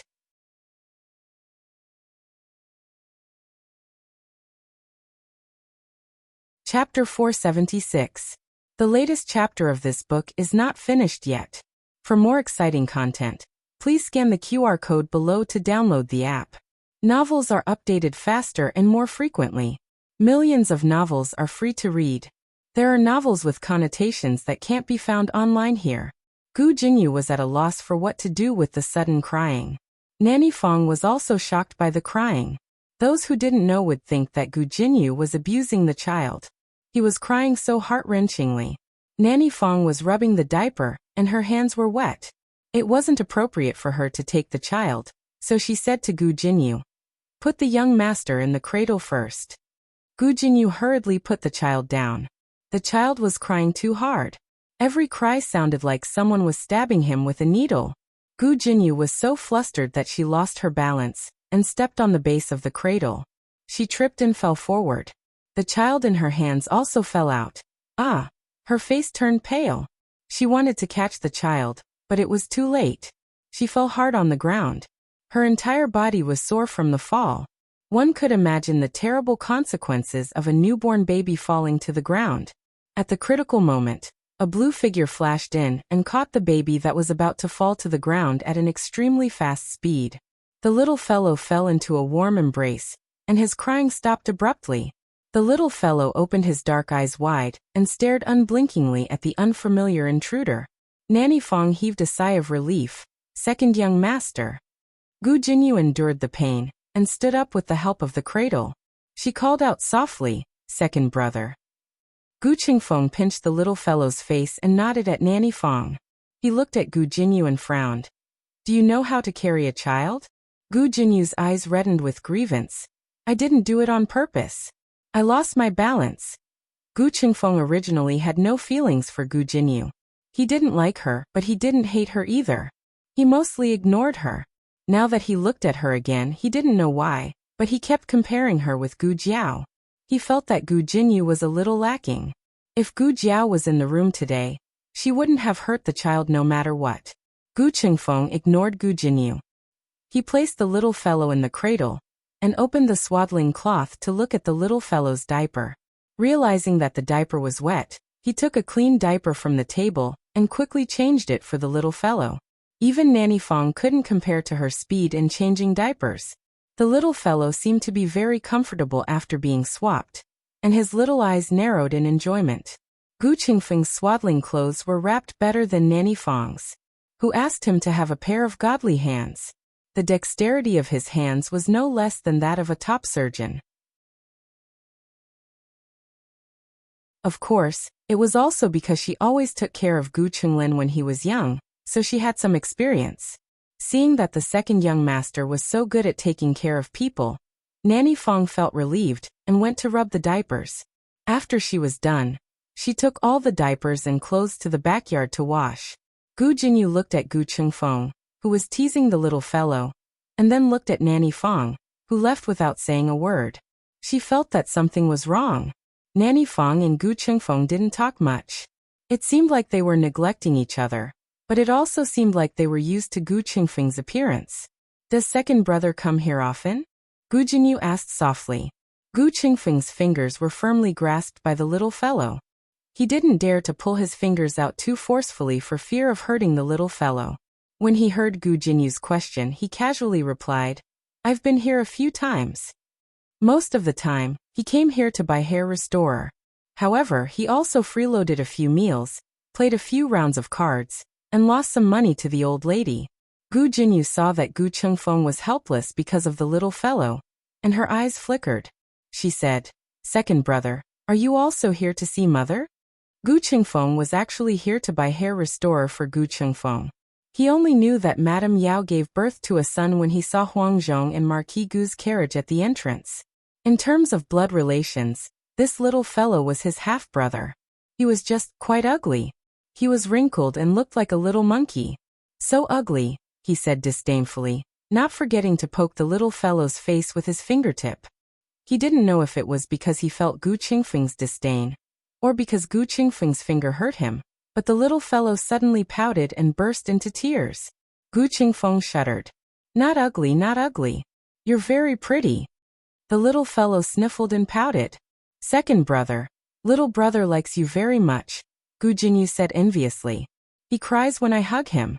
It's useless to coax him. How would a newborn know about liking or not liking? Although he said that, Gu Qingfeng unconsciously raised his brows. Did the little fellow like him more? The little fellow liked him? Really liked him? Ahem. Gu Qingfeng said seriously. It must be because you don't know how to hug him. You're making him uncomfortable. What was so great about the little fellow liking him? He wasn't his half-brother from the same mother. He didn't care about his liking. Gu Jinyu was stunned. Then, how do I hug him? Like this. Gu Qingfeng gently picked up the little fellow and demonstrated for Gu Jinyu to see. Gu Jinyu thought to herself, that's how I hugged him just now. Gu Jinyu refused to believe it, and decided to hug him again. In the end, the little fellow cried the moment she held him, but Gu Qingfeng took him from her. It made Gu Jinyu extremely embarrassed. What was even more embarrassing was yet to come. When Gu Jinyu hugged him, he peed. When Gu Jinyu hugged him again, he pooped. But she didn't know how to change diapers. She couldn't wash the little fellows but clean and made the little fellow cry loudly. In the end, Gu Qingfeng couldn't stand it anymore and took the child. All right, you can leave. There's nothing for you to do here. Gu Jinyu was no longer the pampered young lady from before. She had been to Ciu village and done hard work, but she had never taken care of such a small child. She was really helpless.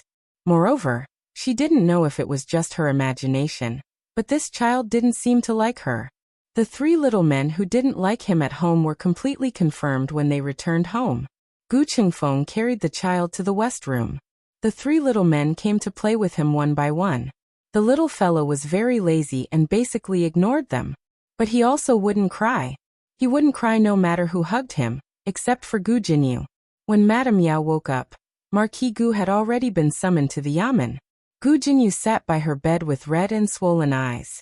She looked at Gu Jinyu's aggrieved and hurt expression and couldn't help but ask, "What's wrong?" Gu Jinyu said with red eyes, "Younger brother doesn't like me." Madame Yao said, "How could he not like you? Such a small child. What did he know about liking or not liking?" Gu Jinyu said aggrievedly, "It's true. He cries when I hug him. He doesn't cry when other people hug him." "Then it must be because you don't know how to hug him." Madame Yao's words were exactly the same as Gu Qingfeng's. Madame Yao had Nanny Fong carry her son over from the west room. After feeding the child, she handed him to Gu Jinyu. "Try again." Gu Jinyu tried again. Something inconceivable happened. The little fellow, who had been wailing in her arms, suddenly became very quiet. Madame Yao smiled and said, "See, isn't this quite good?" Gu Jinyu was dumbstruck. "But just now Madame Yao said. "Just now, you must have felt uncomfortable hugging him." Gu Jinyu swore that she really had hugged him like that. He felt extremely comfortable. He just wanted to cry. Gu Jinyu bit his lip. Madame Yao looked at Gu Jinyu's aggrieved and angry appearance, but he was also holding back. She sighed slightly and said earnestly, "Jinyu, I know you have complaints in your heart. When Yanner was young, he didn't like you. Whenever you approached him, he would cry. But that's because his older sister's aura had changed. You are very unfamiliar to him. He couldn't accept it, so he acted that way. Your second brother and Yan were born in different circumstances. He just came to this world. Jiao Jiao is his older sister, and so are you. As long as you treat him well, he will treat you like his own older sister. You must not be prejudiced against your second brother because of Yanner's matter." "Mother, I'm not." Gu Jinyu really had unspeakable bitterness. When had she ever been prejudiced against her second brother? It was clear that her second brother hated her. "I'm going out for a while." Madame Yao needed to go to the toilet. With Nanny Fong's help, she went to the washroom. Once she left, the little fellow in her arms pursed his lips. Gu Jinyu carried the little fellow and stood up with a whoosh. "Mother! He's crying again." Madame Yao and Nanny Fong returned. The little fellow's mouth was wide open, and he yawned. Madame Yao said, "He's just yawning." Gu Jinyu refuted. "No, he was clearly about to cry just now." Madame Yao sighed and said, "He's very obedient." "He's not obedient. He hates it to death." Gu Jinyu was at a loss for words. She swore that she had not seen wrongly. This little fellow was about to cry just now. But when Madame Yao returned, he stopped crying. At this time, Gu Jiao did not know that Gu Jinyu had been repeatedly humiliated by the little fellow. She had just come out of the medical center. The critically ill patients who had fought in the casino yesterday had just passed the critical stage and were now being taken care of by Dr. Song and Dr. Liu. She went to the Liu residence. Lu Yixing was very surprised to see her. Is it convenient to go in? Gu Jiao asked. It's convenient. Lu Yixing stepped to the side to let her in and opened the courtyard door wider. A white figure darted out and threw itself into Gu Jiao's arms. A little sure. Gu Jiao hugged the heavy white cat ball. You've gained weight again. Little Sure meowed. It was not fat at all. Why are you here today? Lu Yixing asked. I'm here to look for Yuan Tang, Gu Jiao said. Did you hear that, cousin? She's here to look for me. Accompanied by a hearty voice, Yuan Tang swaggered out of the central room while fanning himself with a folding fan. He stood in front of Gu Jiao and knocked the white cat's head with his fan. He snorted. You heartless little thing. Why don't I see you being so enthusiastic when I come over? Little Shi threw itself into Gu Jiao's arms and slapped Yuan Tang's butt. Lu Yixing looked at Yuan Tang with a cold gaze. Yuan Tang automatically ignored his cousin's piercing gaze and smiled at Gu Jiao. Tell me, why are you looking for this prince? It better not be a matter between a man and a woman. Otherwise, cousin will get jealous. I promise cousin that I only have him in my heart. Lu Yixing really wanted to throw this guy out. It's business, Gu Jiao said. Yuan Tang let out a sigh of relief. Do you want to talk in the courtyard or in the house? He spoke like a master. Either is fine, Gu Jiao said. There were no outsiders in Lu Yixing's house. There was only a mute slave and an elderly nanny, both of whom were trustworthy. It was autumn today, so it was the best time to bask in the sun in the courtyard. They finally sat down on the stone bench. Yuan Tang and Gu Jiao faced each other, while Lu Yixing sat in between them. Lu Yixing was in no hurry to sit down. He went into his room and brought out a plate of fresh tangerines. Yuan Tang's eyes widened when he saw the plump and bright tangerines. Cousin, you're too biased. Did you have so many delicious tangerines? I've been here for so long, but I haven't seen you take them out. After he said this, his handsome face became extremely bitter. He said to Lu Yixing, peel one tangerine for me, and I'll forgive you. Lu Yixing really did peel a tangerine, but it wasn't for him. Nanny here. Yuan Tang. That hurts. Gu Jiao also peeled a tangerine and fed it to Little Sure. She had never raised a cat before, so she didn't know if other people's cats ate tangerines. In any case, Little Sure ate it. Hey, didn't you say you wanted to talk to me about something? What is it? Yuan Tang was hurt by his cousin's words, so his tone was gloomy. Gu Jiao said, do you know that Chen's army is heading southwest? Yuan Tang's eyes suddenly flashed with vigilance. Why are you asking this? Gu Jiao fed another tangerine to the white cat on her lap. Just tell me if you know. Yuan Tang gave Gu Jiao a deep look. He opened his folding fan and fanned himself. He raised his eyebrows and said, although I am a hostage here, I have spies. There was a mutiny at the Chen nation's border. My royal uncle led the army to quell the chaos. Gu Jiao removed the tangerine rings from the tangerine. Quell it. What a good excuse. In the dream, Chen's army only headed southwest after the new year. In February, they captured Princess Ning, and then the old duke. In March, they captured Gu Qingfeng. In April, Gu Chongqing led 100,000 Gu soldiers north. In May, the frontier fortress was still covered in snow. In June, 80,000 Gu soldiers were annihilated. It was only October. It seemed that it was brought forward again. Yuan Tang frowned. What do you mean? Gu Jiao looked at him with pity and sighed. It seems that you still don't know. This gaze made Yuan Tang frown even more. What don't I know? Gu Jiao looked away and continued to remove tangerine rings. The two countries are going to war. As a hostage, you will soon lose your value. Yuan Tang closed his folding fan. Nonsense. These two sentences were nonsense. The reason why Chen sent its prince to Zhao as a hostage was to show its determination to surrender and ask for peace. If they dared to send troops to Zhao again, Zhao would definitely kill Yuan Tang. When Marquis Xianping sent troops to Chen, he first rescued in Junwang before sending troops. However, Chen's army had already advanced to the frontier fortress of Zhao, but Yuan Tang didn't make any moves. It was clear that Yuan Tang had been abandoned by Chen. To be more precise, he had been abandoned by his royal uncle of the state of Chen. Yuan Tang had always been good-tempered, but at this moment he couldn't help but get angry. Hey, don't talk nonsense here just because you have some friendship with me. You are trying to sow discord between my relationship with my father. Gu Jiao spread her hands. It has nothing to do with your father. It's your uncle who wants to rebel. You can't be the crown prince of Chen anymore. When Yuan Tang heard that it wasn't his father, he subconsciously felt less repulsed. However, he still frowned and asked, "Which uncle of mine?" Gu Jiao said, "How do I know which uncle is the one who led the troops to quell the rebellion?" In fact, she knew. However, she wanted to know if Yuan Tang knew. Yuan Tang pondered for a moment. Suddenly, he got angry. "Are you talking about Prince Bo's uncle? That's impossible. He and my father are of the same mother. He is my father's most trusted brother. Even if there's a rebellion, it's impossible for him to do so." "Is that so?" Gu Jiao raised her eyebrows. Yuan Tang firmly believed that his uncle wouldn't rebel. Besides, this time, my grandfather and uncle went with him. Even if my uncle wanted to rebel, they wouldn't sit idly by. Gu Jiao said, "Oh, what if they rebelled with your uncle?" Yuan Tang looked at Gu Jiao like she was a fool. "Why would my grandfather do that? What good would it do him?" Gu Jiao ignored his contempt and calmly said, "This is your Rong family's business.